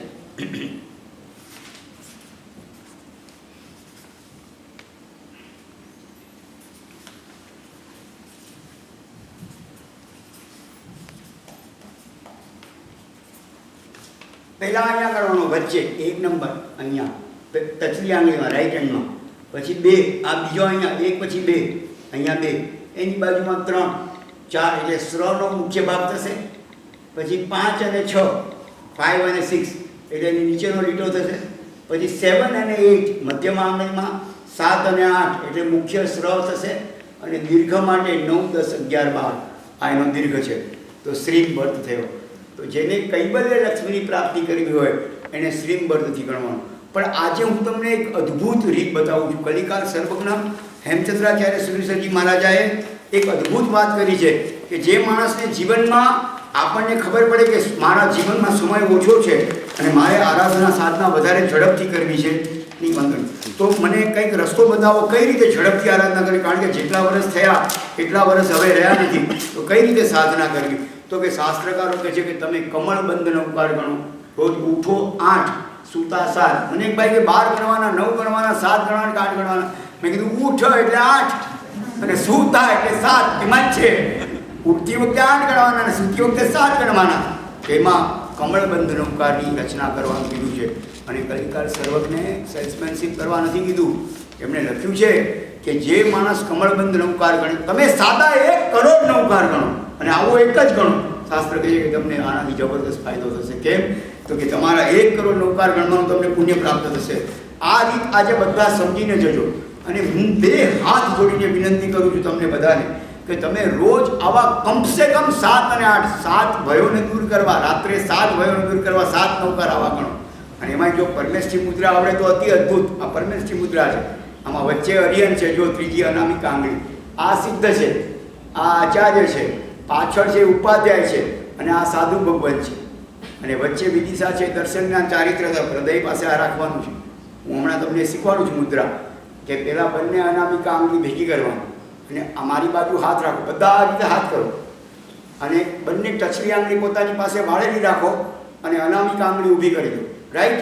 પછી બંને ટચલી આંગળીને વી આકારમાં કરી નાખો, સામસામે બદલાવી નાખો, ભેગી કરી નાખો, સામસામી ક્રોસ કરી નાખો. પહેલાં અનામિક આંગળી ઊભી રાખવાની અને બંને ટચલી આંગળીનો ક્રોસ કરવાનો અને જમણા હાથની જે ટચલી આંગળી છે એને ડાબા હાથના અંગૂઠીથી દબાવવાની અને ડાબા હાથની જે ટચલી આંગળી છે એને જમણા હાથના અંગૂઠાથી દબાવવાની. એટલા સ્ટેજ સુધી બરાબર પહોંચી જવાય. હવે આગળ બંને 2 આંગળા છે, આમ સીધા રાખો બંને. પહેલાં અનામિક આંગળી ઊભી રાખો, પછી બંને ટચલી આંગળીને કોરસ્પોન્ડિંગ સામસામાન હાથથી આના હાથની ટચલી આંગળીને આનો અંગૂઠો અને ડાબા હાથની ટચલી આંગળી એનાથી જમણા હાથના અંગૂઠાથી દબાવવાની. અને પછી જે મધ્યમાં છે એટલે મોટી આંગળી એને વી આકારમાં કરવાની, એક્સ આકારમાં. અને સામે જે બંને પહેલી આંગળી છે એના પહેલો વેઢો સામસામે ક્રોસમાં, એટલે કે જમણા હાથની મધ્યમાંનો પહેલા વેઢાને ડાબા હાથની પહેલી આંગળીના પહેલા વેઢાથી દબાવો અને ડાબા હાથની મોટી આંગળી છે આપણી મધ્યમાં એના પહેલા વેઢાને જમણા હાથની પહેલી આંગળીથી દબાવો. એટલે આ પરમેષ્ઠી મુદ્રા થાય છે. તમે જો આ કોન્સન્ટ્રેશન કરશો આ રીતે તો થોડું ડિફિકલ્ટ છે, ચિંતા નહીં કરતા, ધીમે ધીમે આવી જશે. પણ તમે આ રીતે જો કરશો તો એમાં વચ્ચે અરિયંત છે, પાછળ સિદ્ધ છે, આ બાજુ આચાર્ય છે, અહીંયા ઉપાધ્યાય છે અને આ સાધુ ભગવાન છે અને 4 વિદિશા છે, દર્શન જ્ઞાન ચારિત્ર તપ છે. અને એના વર્ણ સાથે કહ્યું કે અરિયંતનો સફેદ વર્ણ કેમ છે? તો એક માતાને એક દીકરા પર વાત્સલ્ય આવે છે તો લોહીનું દૂધ થઈ જાય છે ને. તો જગતના બધા જ જીવો પ્રત્યે જેને વાત્સલ્ય હોય એનો વર્ણ સફેદ ધારવાનો. સિદ્ધ ભગવાન તો જગતમાં બધા પદાર્થોનો કોળિયો કાળ કરી જાય છે અને સિદ્ધ ભગવાન તો એ કાળનો જ કોળિયો કરી જાય છે, બધા કર્મનો ક્ષય કરી નાખે છે. તો એનો લાલ વર્ણથી ધ્યાન કરવાનું છે. જે માણસ સુખી હોય એના મોઢા પર ગાલ પર લાલીમાં હોય તો એને લાલ વર્ણથી ધ્યાન કરવાનું. સિદ્ધ ભગવાન આચાર્ય ભગવાન તો એમનું પ્રકાશ સૂર્યના ઉગતા પ્રકાશ જેવું જ્ઞાન છે, એટલે આખા આપણા તીર્થંકર તુલ્ય છે, સુવર્ણ જેવા છે, એટલે એમનું પીળા વર્ણમાં ધ્યાન કરવાનું. ઉપાધ્યાયજી ભગવાન તો એ લીલી વાડી સમાન છે, જૈન શાસનની વાડીને લીલી રાખે છે, એટલે એમનું લીલા વર્ણમાં ધ્યાન કરવાનું. અને સાધુ ભગવાન તો એ કર્મને ક્ષય કરે છે, અડદ જેવા છે, બહારથી કાળા પણ અંદરથી સફેદ, એટલે એમનું શ્યામ વર્ણથી ધ્યાન કરવાનું. તો હૃદયમાં એક કર્ણિકા, હૃદયમાં આવું કમળ સ્થાપવાનું. એમાં વચ્ચેની જે કર્ણિકા છે મુખ્ય ભાગ એ આછો સફેદ છે અને ડાર્ક સફેદ કલરથી ઓમ રીમ નમો હરિયંતર. જેને મોક્ષમાં જવું હોય ને એને ઓમ રીમ નહીં જોડવાનું, જેને મોક્ષમાં જવું હોય એને ઓમ રીમ જોડ્યા વગર ગણવાનું, નમો હરિયંતાણ ગણવાનું. પણ મને મારો ક્રોધ દૂર કરવો છે ને નૌકાર ગણવા છે, મારે નૌકાર પાસેથી કામ લેવું છે, કે મારી ખાવાની રહેશે તો તું ઓમ રીમ ઓમ જોડીને કર. તો તું ઓમ અને રીમ જોડીશ તો તું જે ઈચ્છિત કાર્ય માટે કરીશ એ કાર્યની પ્રાપ્તિ થશે. તો ઓમ રીમ નમો સિદ્ધાણમ એ લાલ વર્ણમાં ધરવાનું છે કે આ મારા હૃદયમાં 3D કમળ વિચારો અને એ કમળ અંદર જાય તો હૃદયમાં આમ ઉપર આમ નથી ધારવાનું, કમળ અંદર ગયું છે. એટલે આ બાજુની જે પાંખડી આવી એ પાંખડીમાં નમો સિદ્ધાણમ. તો નમો સિદ્ધાણમના અક્ષરો કેવા જોવાના? તો કે આછા લાલ કલરની પાંદડીમાં ડાર્ક લાલ કલર ઉપસેલા છે, એમ્બોસ થયેલા છે નમો સિદ્ધાણમ, એ રીતે જોવાનું. આ બાજુ નમો આયરન પીળામાં પીળું, આછું પીળું, એમાં ડાર્ક પીળા કલરથી સોનાના વરખની આંગી કરી હોય તો કેવી લાગે? એ અક્ષરો સોનાના વરખની આંગી ઉપસેલી છે જોવાનું. પાછળ નમો ઉચ્ચારણ છે, એ ગ્રીનની અંદર ગ્રીન, લીલામાં લીલું. નમો ઉચ્ચારણ ડાર્ક છે અને નમો લોહે સૌ સાવણમ એ ભૂખરો કલર, વાદળનો જે કાળો કલર હોય ને એવા ભૂખરા કલર. તો આ સિદ્ધ અને આચાર્ય વચ્ચે કયું ધ્યાન ધરવાનું? કે કેસરી કલરનું ધ્યાન ધરવાનું. અત્યાર સુધી તો અમે સફેદ સાંભળ્યું હતું, નહીં પન્યાસી મહારાજે ભદ્રંકરજી મહારાજ જે નૌકાના આરાધક હતા એમણે લખ્યું છે કે આ કેસરી કલરની અંદર જો ધ્યાન ધરશો તો અદ્ભુત ફાયદો થશે. પછી સભ્ભાવપણાસણ તો કેસરી કેમ? તો કે આ લાલ છે ને આ પીળું છે, એ બેની વચ્ચે છે ને, બાર પણ તમે લાલ પીળો ભેગો કરો કેસરી થઈ જશે. અને પીળા અને લીલા વચ્ચે સભ્ભાવપણાસણ છે, તો એ પેરેટ ગ્રીન કલરમાં એટલે પોપટી કલરમાં ધારવાનું. પોપટી કલરનું પાંદડું અને એમાં ડાર્ક કલરથી સભ્ભાવપણાસણ પોપટી લખ્યું છે, વિચારો. પછી આ બાજુ મંગલાર્થ સભ્યસીમ છે, એ પીળો એટલે લીલો અને કાળા કલરની વચ્ચે છે, તો ડાર્ક ગ્રીન કલરથી ધારવાનું. અને કાળા અને લાલ કલર વચ્ચે પડમમ હોય મંગલમ છે, તો આ કાળો છે ને આ લાલ છે, વચ્ચે પડમમ હોય મંગલમ છે. તો ચોકલેટી કલરનું, આછા ચોકલેટી કલરનું પાંદડું છે, એ જ કલરના ડાર્ક અક્ષરથી પડમમ હોય મંગલમ ઉપસેલા છે. આવા તમે એક નૌકાર ગણશો, શાસ્ત્ર લખીને આપે છે કે 1 કરોડ નૌકાનું પુણ્યનું ફળ મળશે. કેમ? તો કે પૂજા કોટી સમમ સ્તોત્ર, સ્તોત્ર કોટી સમમ જપ, જપ કોટી સમમ ધ્યાન. તમે જાપ કરો એના કરતાં જો ધ્યાન કરો તો 1 કરોડ ગુણ ફળ મળે. ધ્યાન કોટી સમમ લય, તો આ ધ્યાન છે નૌકાનું. મારે આમ બેસવાનું હોય અને હું વિચાર કરું,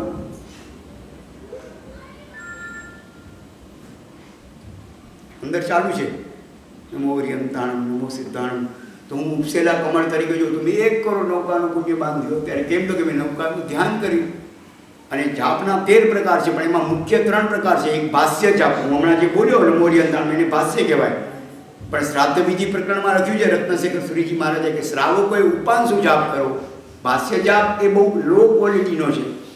આપણે બધા ઘણા ઘરે હોય તો જાપ કરાવો, મોટે મોટેથી બોલો, સારું છે, ખોટું નથી, પણ તમારે હજી જો એને સૂક્ષ્મ બનાવવો હોય તો ઉપાંશુ જાપ કરો. અને એના કરતાં પણ ઉત્તમ જાપ માનસ જાપ છે.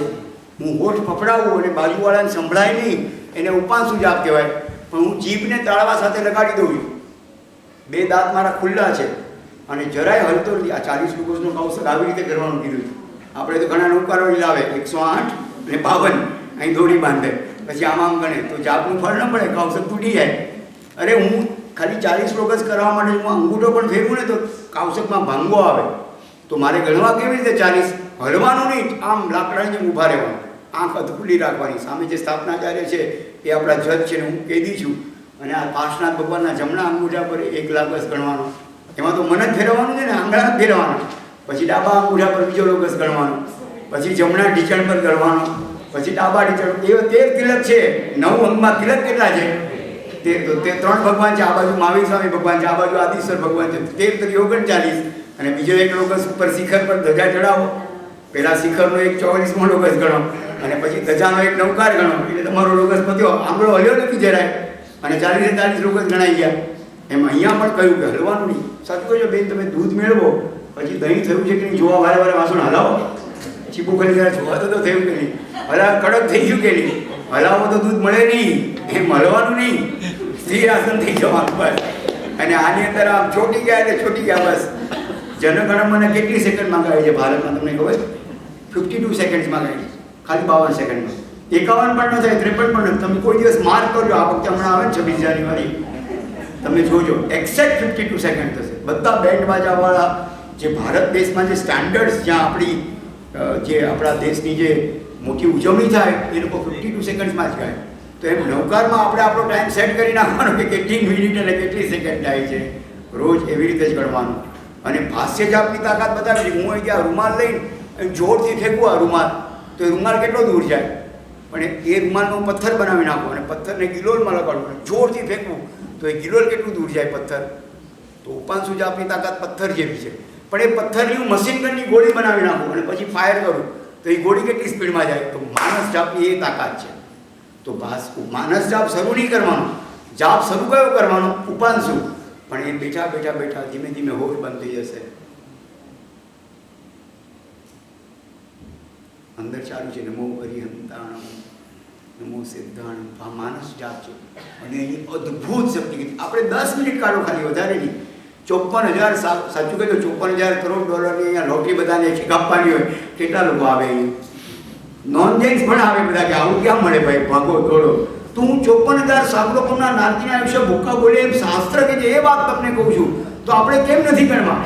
તમે રોજ જો 5 બાજી નૌકારવાળી ગણો ને, આજે દિવસ સારો છે, માંગલિક દિવસ છે, તમે જો આજથી ઘરે જઈને 5 બાજી નૌકારવાળી ગણો, આવતીકાલથી નૌકાર ગણીને શરૂ કરો પ્રોપર આ ભગવાનની સામે માથું ચૂકાવીને, તો રોજ 500 થયા, મહિને કેટલા થયા? 15,000 થયા, 30 દિવસે, એક વર્ષમાં કેટલા થયા?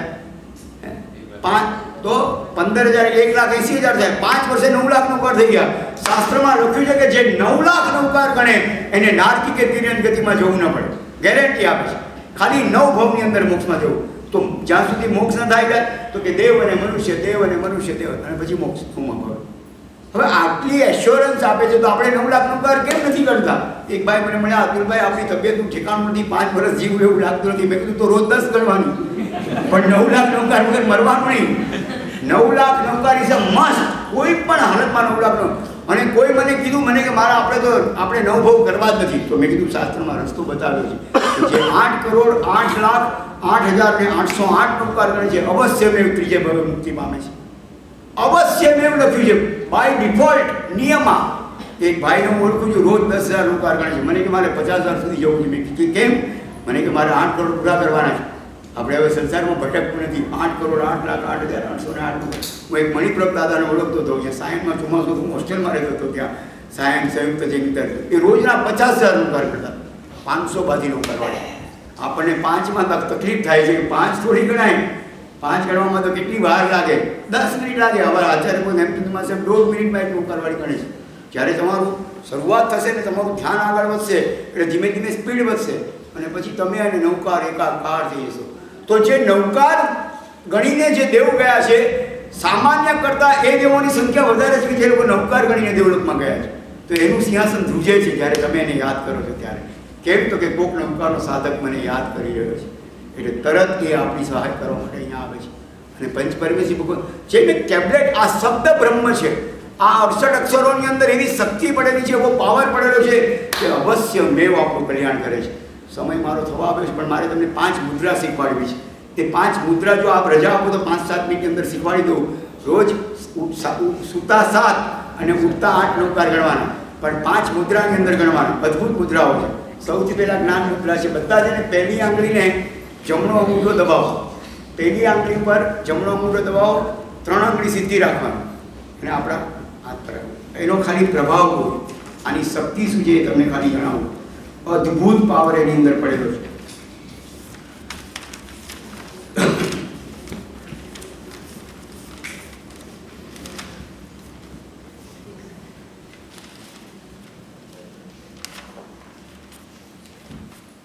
એક એક શબ્દ, એક એક મુદ્રા. અને જો તમે 12 વાગ્યા પહેલા ગણો તો તમારે પૂર્વ દિશા સન્મુખ બેસવાનું, પણ 12 વાગ્યા પછી ગણવું હોય એને ઉત્તર દિશા સન્મુખ બેસવાનું. દક્ષિણ કે પશ્ચિમમાં નહીં ગણવાનું. તમે સવારમાં પોરમાં ગણો, 9, 10, 11, 12. શ્રેષ્ઠ સમય કયો? તો કે બ્રહ્મ મુહૂર્ત વાળો. સવારે 144 મિનિટ બાકી રહે ત્યારે સૂર્યોદય પહેલા, એ વખતે ગણાય તો અતિ ઉત્તમ. સવારમાં વહેલા ઉઠી જાઓ અને એ ઉઠીને તમે સુંદર રીતે કરશો, એનો જબરદસ્ત ફાયદો થશે. પણ આપણે સમજો એક સમય ફિક્સ કર્યું કે ભાઈ હું 7 વાગે તૈયાર થઈ જાઉં છું. ઓકે, કાંઈ વાંધો નહીં, ચલો 7 વાગે તો 7 વાગે, પણ એ ટાઈમ ફિક્સ રાખવાનો.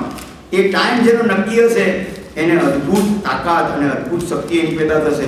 કેમ? તો કે આમાં એ મુદ્રા, એના જે એની દિશા, તમારું આસન કોઈ નહીં આપવાનું, બીજાનું આસન આપણે નહીં લેવાનું. જે સ્થળમાં ગણો એ સ્થળમાં બેસવાનું. જે નૌકારવાળીમાં નૌકાર ગણતો એમાં ઉપસક્રમ નહીં ગણવાનું. અને જે એનો જે મેરુ હોય છે ને એને ઉલ્લંઘવાનો નહીં, ત્યાંથી પાછા ભરવાનું. સમજો તમે નૌકારવાળીથી ગણો કદાચ 5 માંથી, તો આખી 108 થઈ. પછી એ ઊંધી કરીને એના જે મેરુ પર્વત પર જે શુભ પરમાણુ છે આંખમાં લઈને આંખને પવિત્ર કરવાની, મસ્તિષ્ક પર ચડાવવાનું. પછી એ 108નો પારો છે એને પહેલો પારો કરી નાખવાનો. એને ઉલ્લંઘીને આગળ નહીં જવાનું. 107માં છે એને બીજો ગણવાનો. અને આ નૌકારવાળીને અહીંયા રાખવાની, આમ કહીને આ વચ્ચેનો એટલે બેઠો છે ત્યાં, અને અંગૂઠાથી એને આપણા હૃદય બાજુ લઈ જવાની. નાભીથી નીચે નહીં લઈ જવાની, નાસિકાથી ઉપર નહીં લઈ જવાની. અને આ પ્રમાણે સ્થિર થઈને ગણતા રહેવાનું. અને એની બહુ જ અદ્ભુત તાકાત છે દરેકની. પણ હું 5 મુદ્રા તમને કરાવું છું. એની અંદર જે શક્તિનો સ્ત્રોત પડ્યો છે આખો, એમાં સૌથી પહેલાં છે એ માનસિક શાંતિ આપે છે આપણને. આ જે જ્ઞાન મુદ્રા છે મગજને, આ તો બધા આપણે સ્વભાવ સુધી જવાનું, પણ એનો પ્રભાવ કેવો છે કે આરોગ્યની દ્રષ્ટિએ પણ તમને કેવો ફાયદો થશે કે તમારા મગજના બધા રોગો, કોઈને ડિપ્રેશન આવતું હોય, કોઈને ફીટ આવતું હોય, મગજની અસ્થિરતા હોય, કોઈને ગભરામણ થતી હોય, કોઈને એકલાપણું લાગતું હોય જીવનમાં, કોઈને આમ ચીડિયો સ્વભાવ થઈ હોય, જ્ઞાન ન ચડતું હોય, 16 અક્ષર જ્યાં સુધી 15 દિવસમાં તમે ગોખી શકો. દર્શનમ દેવદેવસ્ય દર્શનમ પાપનાશનમ, અનુષ્ટુપમાં 8 અક્ષર હોય. એ 2 પદ પણ જો તમે 15 દિવસમાં ગોખતા હોય તો શાસ્ત્ર કહે છે કે તારે કમસે કમ 16 અક્ષર તો અવશ્ય મેં 15 દિવસમાં ગોખવા, પછીના 15 દિવસમાં બીજા 16 કરવા, પણ એ છોડવા નહીં. એટલે જ્ઞાન ન ચડતું હોય, ઘણા કે આમાં જ્ઞાન નથી ચડતું, આનાથી જ્ઞાન વધશે, ભયથી મુક્તિ પામી જશો તમે, અને જ્ઞાન તંતુઓ સતેજ બનશે, તાણ ભર્યા જીવનમાંથી એક ઔષધિ સ્વરૂપનું કામ કરશે. હું જે બોલાવું એમ આપણે બધા સાથે બોલીશું. બરાબર 3 આંગળી સીધી રાખવાની અને ટટ્ટાર રહેવાનું, બહુ કડક નહીં રહેવાનું, બહુ ઢીલા ઢાપ નહીં બેસવાનું. આપણી જે સ્પાઇનલ કોર્ડ છે એને જરા કડક રાખો, તૈયાર રાખો. અને મેં કહ્યું એમ સફેદ, લાલ, પીળો, લાલ, કાળો, પછી 155 કયો કલર છે? કેસરી કલર છે. Very good. સબપાવપણાસણમાં પોપટી, મંગલાંચ સવેસિંગમાં ડાર્ક ગ્રીન, અને પડમમ હોય મંગલમમાં એવો એક નૌકાર ગણો છે. બધાને એક કરો તો ફાયદો થવાનો છે. ચલો બધા સાથે મુદ્રા બરાબર સ્થિર રહેવાનું, હલવાનું નહીં. ઓમ રીમ ઓમ નમો અરિહંતાણ. બરોબર. ઓમ રીમ ઓમ નમો અરિહંતાણ. ઓમ રીમ ઓમ નમો સિદ્ધાણમ. ઓમ રીમ ઓમ નમો સિદ્ધાણમ. ઓમ રીમ ઓમ નમો આયર્યાણમ. ઓમ રીમ ઓમ નમો આયર્યાણમ. ઓમ રીમ ઓમ નમો ઉવજ્જાયાણમ. ઓમ રીમ ઓમ નમો ઉવજ્જાયાણમ. ઓમ રીમ ઓમ નમો લોય સપ્પસાહુણમ. ઓમ રીમ ઓમ નમો લોય સપ્પસાહુણમ. એસો પંચનમુકારો. એસો પંચનમુકારો. સબ્બ પાવપણાસણો. સબ્બ પાવપણાસણો. મંગલાણં ચ સવ્વેસિં. મંગલાણં ચ સવ્વેસિં. પડમં હવૈ મંગલમ. પડમં હવૈ મંગલમ. શાંતિથી બેસો.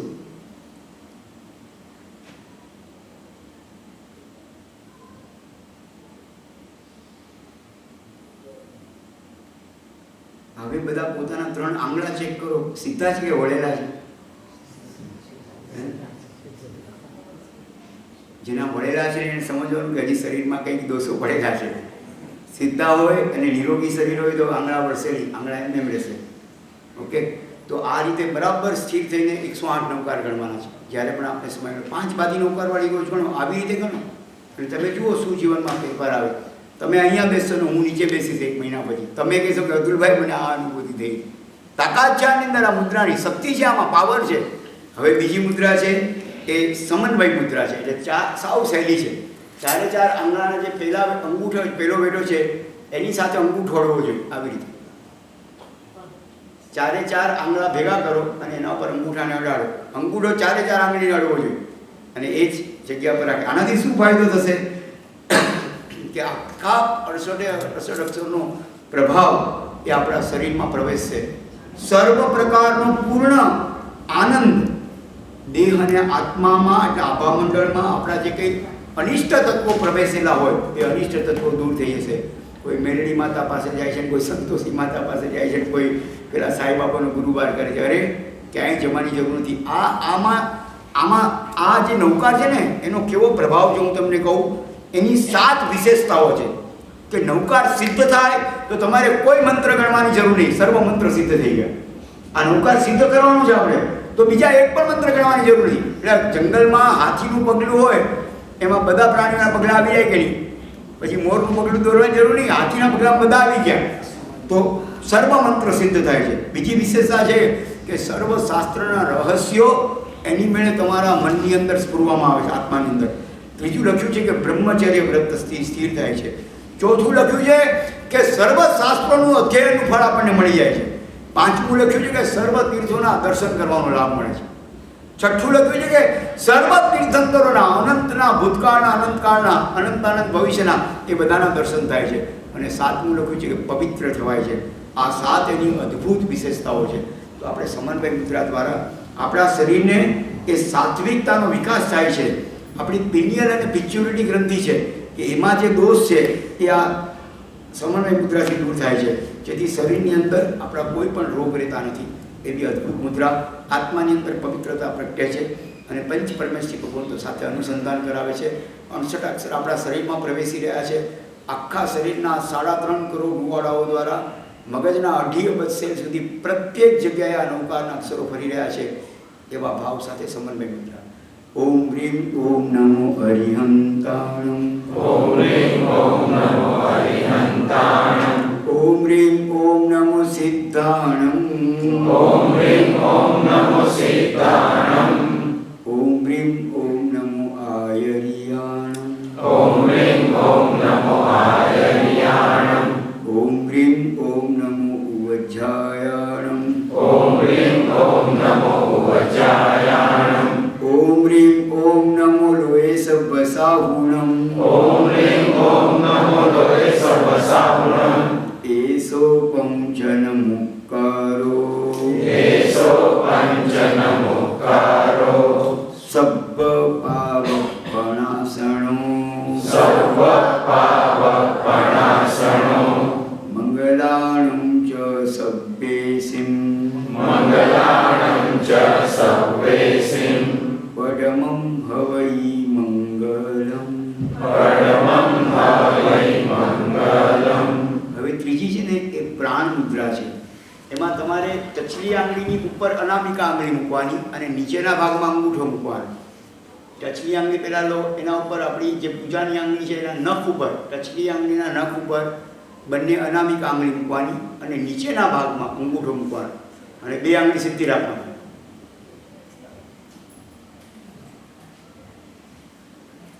બે આંગળી સીધી રાખવાની અને ટચલી આંગળીમાં ઉપર નીચે આ 2 આંગળી રાખવાની છે. અનામિકા આંગળી, હા બરાબર, અને અનામિકા આંગળીનો પહેલો બેડો એ ટચલી આંગળીના નખ ઉપર રાખવાનો, રાઈટ. એટલે આ 3 જોડી થશે ને આ 2 જોડી થશે. ઓકે, તો એને આ રીતે હાથ રાખવાનું. આનાથી શું ફાયદો થશે તો કે આપણી શક્તિનો વિકાસ થાય છે. આપણી અત્યારે જે ચેતના છે એ અધોગામી થઈ રહી છે, એટલે નીચે જઈ રહી છે. એને ચેતનાને ઉર્ધ્વગામી બનાવે છે. આપણા લોહી અને શ્વાસની પ્રક્રિયાના, કોઈ કે જે મને ડાયાબિટીસ છે, કોઈ કે જે બ્લડ પ્રેશર છે, લો બ્લડ પ્રેશર છે, હાઈ બ્લડ પ્રેશર છે, એ આ બધા શ્વાસના પ્રક્રિયાના અને લોહીના પરિભ્રમણોના અવરોધો દૂર થાય છે. શારીરિક અને માનસિક રીતે આપણા જે અંદરના, આપણે પેલો એક સિંગલ ફેઝ વાયર હોય અને એ જ વાયરમાં 3 ફેઝ વાયર કરી, તો એમાં ઓલામાં એક કોમ્પ્યુટરમાંથી બીજામાં લગાડવા જાઓ તો સિંગલ ફેઝ વાયર ટ્રીપ થઈ જશે તરત. પણ એક સાથે 3 ફેઝ વાયર હશે તો તમે ગમે એટલા કનેક્શન લગાડશો વાંધો નહીં. તો અંદરની જે નાડીઓ છે એ 3 ફેઝ વાળી થાય છે આ નૌકાર ગણવાથી. કેમ તો કે અંદર એક પાવર અને શક્તિ પેદા થાય છે, શક્તિનો સંચય થાય છે. શારીરિક અને માનસિક રીતે એ માણસ સક્ષમ બને છે. પગના બધા રોગો દૂર થાય છે. એટલું જ નહીં, આંખની બીમારીઓ દૂર થાય છે. માથાની અને અન્ય અંગોની ખામી દૂર થાય છે. કોઈને પેરાલિસિસ થયો હોય એને ખાસ તમારે આ રીતે નૌકાર ગણવાનું. અથવા પેરાલિસિસનો એટેક આવવાનો ડર લાગતો હોય એ લોકોને, અને તમે ઉપવાસમાં આ વિશેષ ગણો છો. કેમ વિશેષ ગણી શકાય? કેમ તો કે આ મુદ્રામાં ગણવાથી ભૂખ અને તરસ છીપાય છે. એવી વિશિષ્ટ શક્તિ છે. ઉત્સાહ અને ઉમંગમાં વધારો થાય છે. અંદર જબરદસ્ત સ્ફૂર્તિ આવે છે. એક અનોખું અનુષ્ઠાન છે. કેમ તો કે આપણી એકાગ્રતામાં પણ વધારો કરે છે. આપણે એક નૌકાર ગણીશું. ઓમ હ્રીમ ઓમ નમો અરિહંતાણમ. ઓમ હ્રીમ ઓમ નમો અરિહંતાણમ. બધા સાથે જ બોલો. ઓમ હ્રીમ ઓમ નમો સિદ્ધાણમ. ઓમ હ્રીમ ઓમ નમો સિદ્ધાણમ. ઓમ હ્રીમ ઓમ નમો આયર્યાણમ. ઓમ હ્રીમ ઓમ નમો ઉવજ્જાયાણમ. ઓમ હ્રીમ ઓમ નમો લોહે સર્વસાહુણમ. એસો પંચનમુક્કારો. સર્વ પાવપણાસણો. મંગલાણં ચ સર્વેસિં. જ્યોતિ શંખ મુદ્રા છે. જમણો હાથ બધા ઉપર રાખવાનો.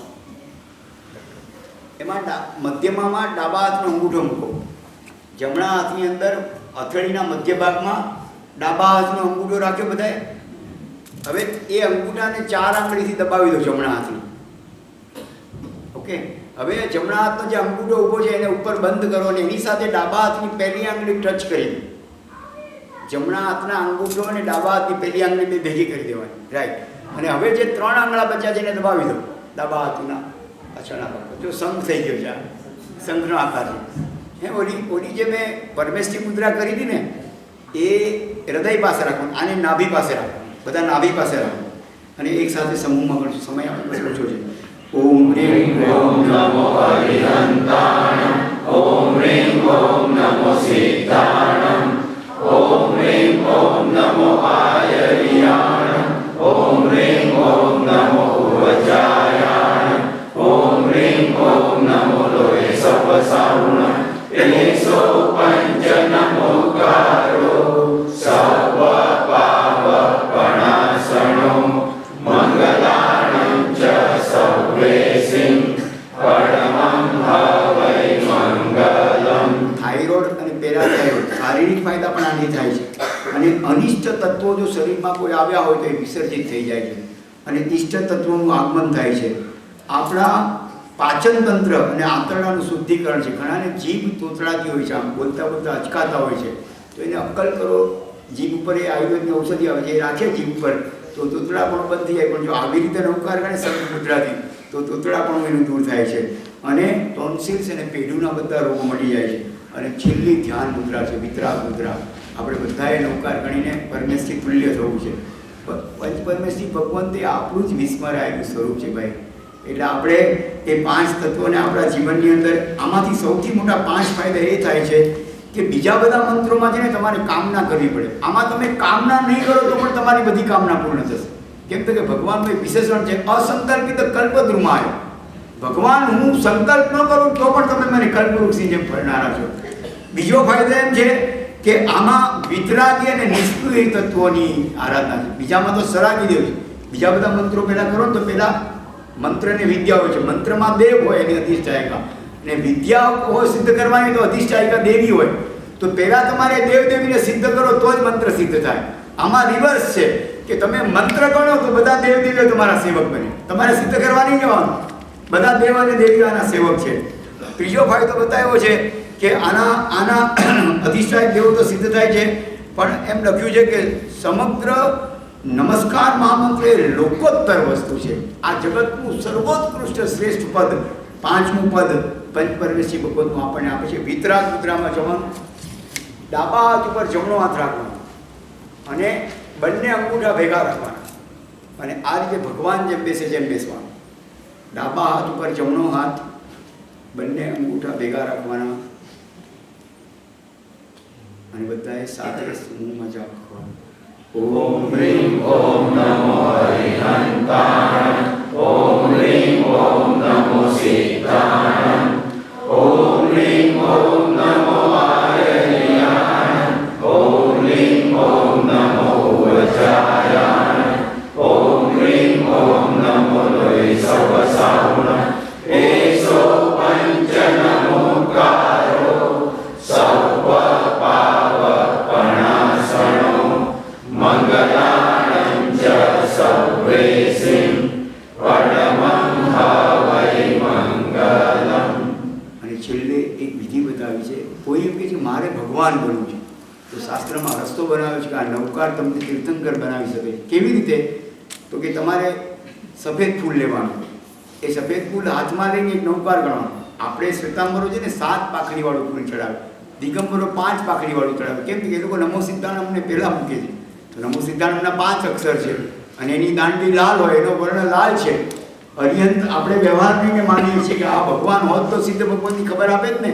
સિદ્ધ ભગવાનની ઓળખ અરિહંતે આપી તો આપણે એના ઉપકારને માની નમોરિયંતાણમ પહેલાં બોલીએ છીએ. તો નમોરિયંતાણમના 7 અક્ષર છે તો 7 પાંખડીવાળું સફેદ જુઈનું ફૂલ લેવાનું. કેમ કે ભગવાનના દેહની અંદરથી જુઈ અને મોગરાની સુગંધ આવતી હોય. એ હાથમાં ફૂલ લઈને નૌકાર ગણી ભગવાનને ચડાવવાનું અને બાજુમાં ડબરો અને લાલ ફૂલ રાખવાના. તો આમ 100 ફૂલની ઢગલી કરી નાખવાની 50 અને આ ફૂલ ચડાવ્યું અને પછી લાલ અને લીલું ફૂલ ચડાવવાનું, 10 ફૂલ ચડાવ્યા પછી અને 100 ફૂલ ચડાઈ જાય, એક ઢગલી ચડી જાય એટલે સોપારી રાખવાની, એના પર સોનાનો વરખ લગાડવાનો અને એ સોપારી સોનાના વરખવાળી ભગવાનને અર્પણ કરવાની. એવી 50 સોપારી દિવસમાં પૂરી થાય એટલે 5000 નૌકાર પૂરા થઈ જાય. ખીરનું એકાસનું કરવાની વિધિ લખી છે. આંબેલ કરો, એકાસનું કરો, બેસનું કરો, છેવટે નૌકારથી 24 કરો, પણ 21 દિવસની સાધના કરો. જેને એમ લાગે કે મુંબઈમાં, ભારતમાં કે અહીંયા અમદાવાદમાં, આખા ભારતમાં કે શિકાગોમાં કે ન્યૂ જર્સીમાં મારું કંઈ કામ નથી, પાલિતાના દરેડી પર બેસી જાય અને 5000 નૌકાર કરવાનું શરૂ કરે. અને કેમ આપણે 21 દિવસ ફરવા તો જઈએ છીએ, બહાર ગામ ટૂર મારી છે, વર્લ્ડ ટૂર મારી, તો 21 દિવસ આના માટે બી લખ્યું છે અવશ્યમેવ નિયમા તીર્થંકર નામ કર્મ પણ બંધાય. કેમ તો કે એ પંચ પરમેશ્વરીને જે ભાવપૂર્વક નમસ્કાર કરે છે એ અવશ્યમેવ તીર્થંકર નામ કર્મને બાંધે છે. આપણે બધા આપણા આત્માનું મૂળ સ્વરૂપ પ્રગટ કરીએ અને આ પંચ પરમેશ્વરીમય બનીએ, એ જ એકમેવ મંગલ કામના, શુભકામના. અને આટલા લોકો બેઠા છે, જે આપણે 200-300 જણા જે બેઠા છે, એ બધા નક્કી કરો કે આજથી આપણે રોજ એક નૌકારવાળી ગણીશું. ભાઈ બધા ગણશે એક નૌકારવાળી બાજી? જવાબ ન આવે. આમ તો વેપાર કરવાનો સમય આવે ત્યારે બધા ઠંડા થઈ જાય, કેમ ચાલે? ખાતા બેસતા ઉઠતા મને એક ભાઈ મને કહે હું 36 ગણું. મેં કીધું કાંઈ વાંધો નહીં ભાઈ, તું 12 ગણ 9 કલાકે, અને સવારે ઉઠે ત્યાંથી દર કલાકે 9 ગણ, પણ 12 કલાકમાં 108 પૂરા કર. તમે 108 એક ફૂટનો એક ખાડો ખોદો તો પાણી ના નીકળે, પણ 108 ફૂટનો એક જ જગ્યાએ ખોદો તો ઝડપથી પાણી નીકળે. તો 10 મિનિટ રાખો, નક્કી કરી નાખો. ભાઈ બધાને નિયમ લઈ લેવો છે. આજે નિયમ લેવાથી ફાયદો થાય કે નહીં ગણવાનું કે ગણવાનું નક્કી કરવાનું, ચિંતા જ નહીં કરવાનું, રોજ ગણવાનું. નિયમ બંધન એટલે મુક્તિ છે, બંધન એ બંધન નથી. બંધન એટલે ફ્રી થઈ જાય કે બસ હવે તો રોજ ગણી. અને જે ભગવાને એક માણસ આપણે ટ્રેનમાં જતા હોય, પાટા પર હાથ ખેંચી દે, સાચું કે જો આપણને જિંદગીભર એના ઘરે ભ્રષ્ટામ બતાવે કે આ ભાઈ નો કે તું આજે જીવતો ન હોય, તો અનંત કાળની ભવભ્રમણમાંથી કાઢે પંચપરમેશ્વરી ભગવાનનો કેટલો ઉપકાર માનવો જોઈએ. હે આપણે બધા નિયમગણ જેને જે ભાવના હોય લઈ લેજો. પણ જો તમે જીવનભરનો આજે બાધા લેશો ને તો આવતા ભવમાં જન્મતાની સાથે ઉપકાર મળશે. જેને આવતા ભવમાં આ જૈન ધર્મ જોતો હોય એ જીવનભરનો નિયમ લેજો. યમરાજા આવે તો ઉભો રહો થોડી વાર, 10 મિનિટ પછી આવો, મારા 108 બાકી છે, પછી લઈ જજો. એમ લખ્યું છે અગ્નિમાં જંપાપાત કરીને મરી જજો, પણ 108 નૌકાર વગર નહીં લેતા. શાસ્ત્રોમાં બધું લખ્યું છે. આ તો ક્ષેત્રાતીત અને કાલાતીત છે. આ તીર્થંકર પણ આ ભગવંતો નૌકાનો પ્રભાવ સંપૂર્ણ જાણે, પણ એ કહી ન શકે. કેમ તો કે આયુષ્યની મર્યાદા હોય ને, એમાં કલાક 1.5 કલાકમાં આપણે જેટલું વાત થઈ શકે એટલી કરી છે. ફરી વાર સંયોગ આવશે તો આપણે પાછા ભેગા થશું. પણ ખૂબ આનંદ થયો છે આપ સૌની સાથે. સમય થોડો મારાથી વધારે લેવાઈ ગયો છે, એ માટે આપ સૌની ક્ષમા માંગુ છું. જીના વિરુદ્ધ કંઈ પણ પ્રવૃત્તિ વિચારતું બધા નિયમ ગ્રહણ કરી લીધું. એમાં બહુ પાવર છે. અને એમાં સમજો 200 જણા સાથે લે તો તમને 200 બાજી નૌકારવાળી ગણવાનું પુણ્ય મળે. તમે ગણો છો એક જ, પણ 200 જણા સાથે લે ને તો સામૂહિક પુણ્ય બંધાય. અને એટલી નૌકારવાળી એ રીતે આપણે બધા નથી. નમોર્યમ તાણું સુદાનું વિચાર મને સૌ એસો પંજન મુકારો સપપાઓ પણાસણું મંગળાતો સૌ સિંહ મંગળમ. મને એક ભાઈ કદાચ મારાથી એક દિવસ ન ગણાય તો કીધું કાલે 2 ગણી લેજે. કીધું જમવાનું ભૂલતો નથી તો નૌકારનું કેમ ભૂલે છે? જમ્યા વગર ચાલે છે આપણે. સુતા બેસતા ખાતા પીસતા છીકતા કામમાં જતા બહાર પવિત્ર એવા અપવિત્ર એવા પગમાં ચપ્પલ છે. અરે હું જમું છું, ટ્રેનમાં બેઠો છું, ખાતો આવું છું, વાંધો નહીં. તું અંદર નૌકારવાળા અક્ષર બહાર નહીં આવવા જોઈએ ખાલી, કે મનમાં ક્યાં અપવિત્રતા છે? પવિત્ર એવા અપવિત્ર એવા, સુસ્થિત હોવા દુસ્થિત હોવા, સુખમાં હોય કે દુઃખમાં. એવો કયો સમય છે જ્યારે નૌકાર નહીં ગણવાનું? એક જગ્યાએ લખ્યું હતું કે એક સમય છે જ્યારે નૌકાર નહીં ગણવું. ચોકી ગયો કે નૌકાર ગણવાની કેમ ના પડે? નીચે લખ્યું હતું કે શ્વાસ ચાલતા ન હોય ત્યારે નહીં ગણવાનું. તો આપણે બસ બધા નક્કી કરી. હા, આરતી મંગળ દીવો કરવાનું છે બધાએ, એ કરીને લાભ લઈએ છીએ. પણ આવતીકાલે જાહેરાત નથી કરવાની. આવતીકાલે એડિશનમાં મીનાબેનને ત્યાં હું ત્યાં છે ને 7 મિનિટની 7 એક્સરસાઇઝ બતાવવાનું છું કાલે. એટલે ઓછું હલકું ખાઈને આવો તો કાલે તમને જીવનમાં બધા રોગોમાંથી મુક્તિ મળશે. 8 થી 9:30.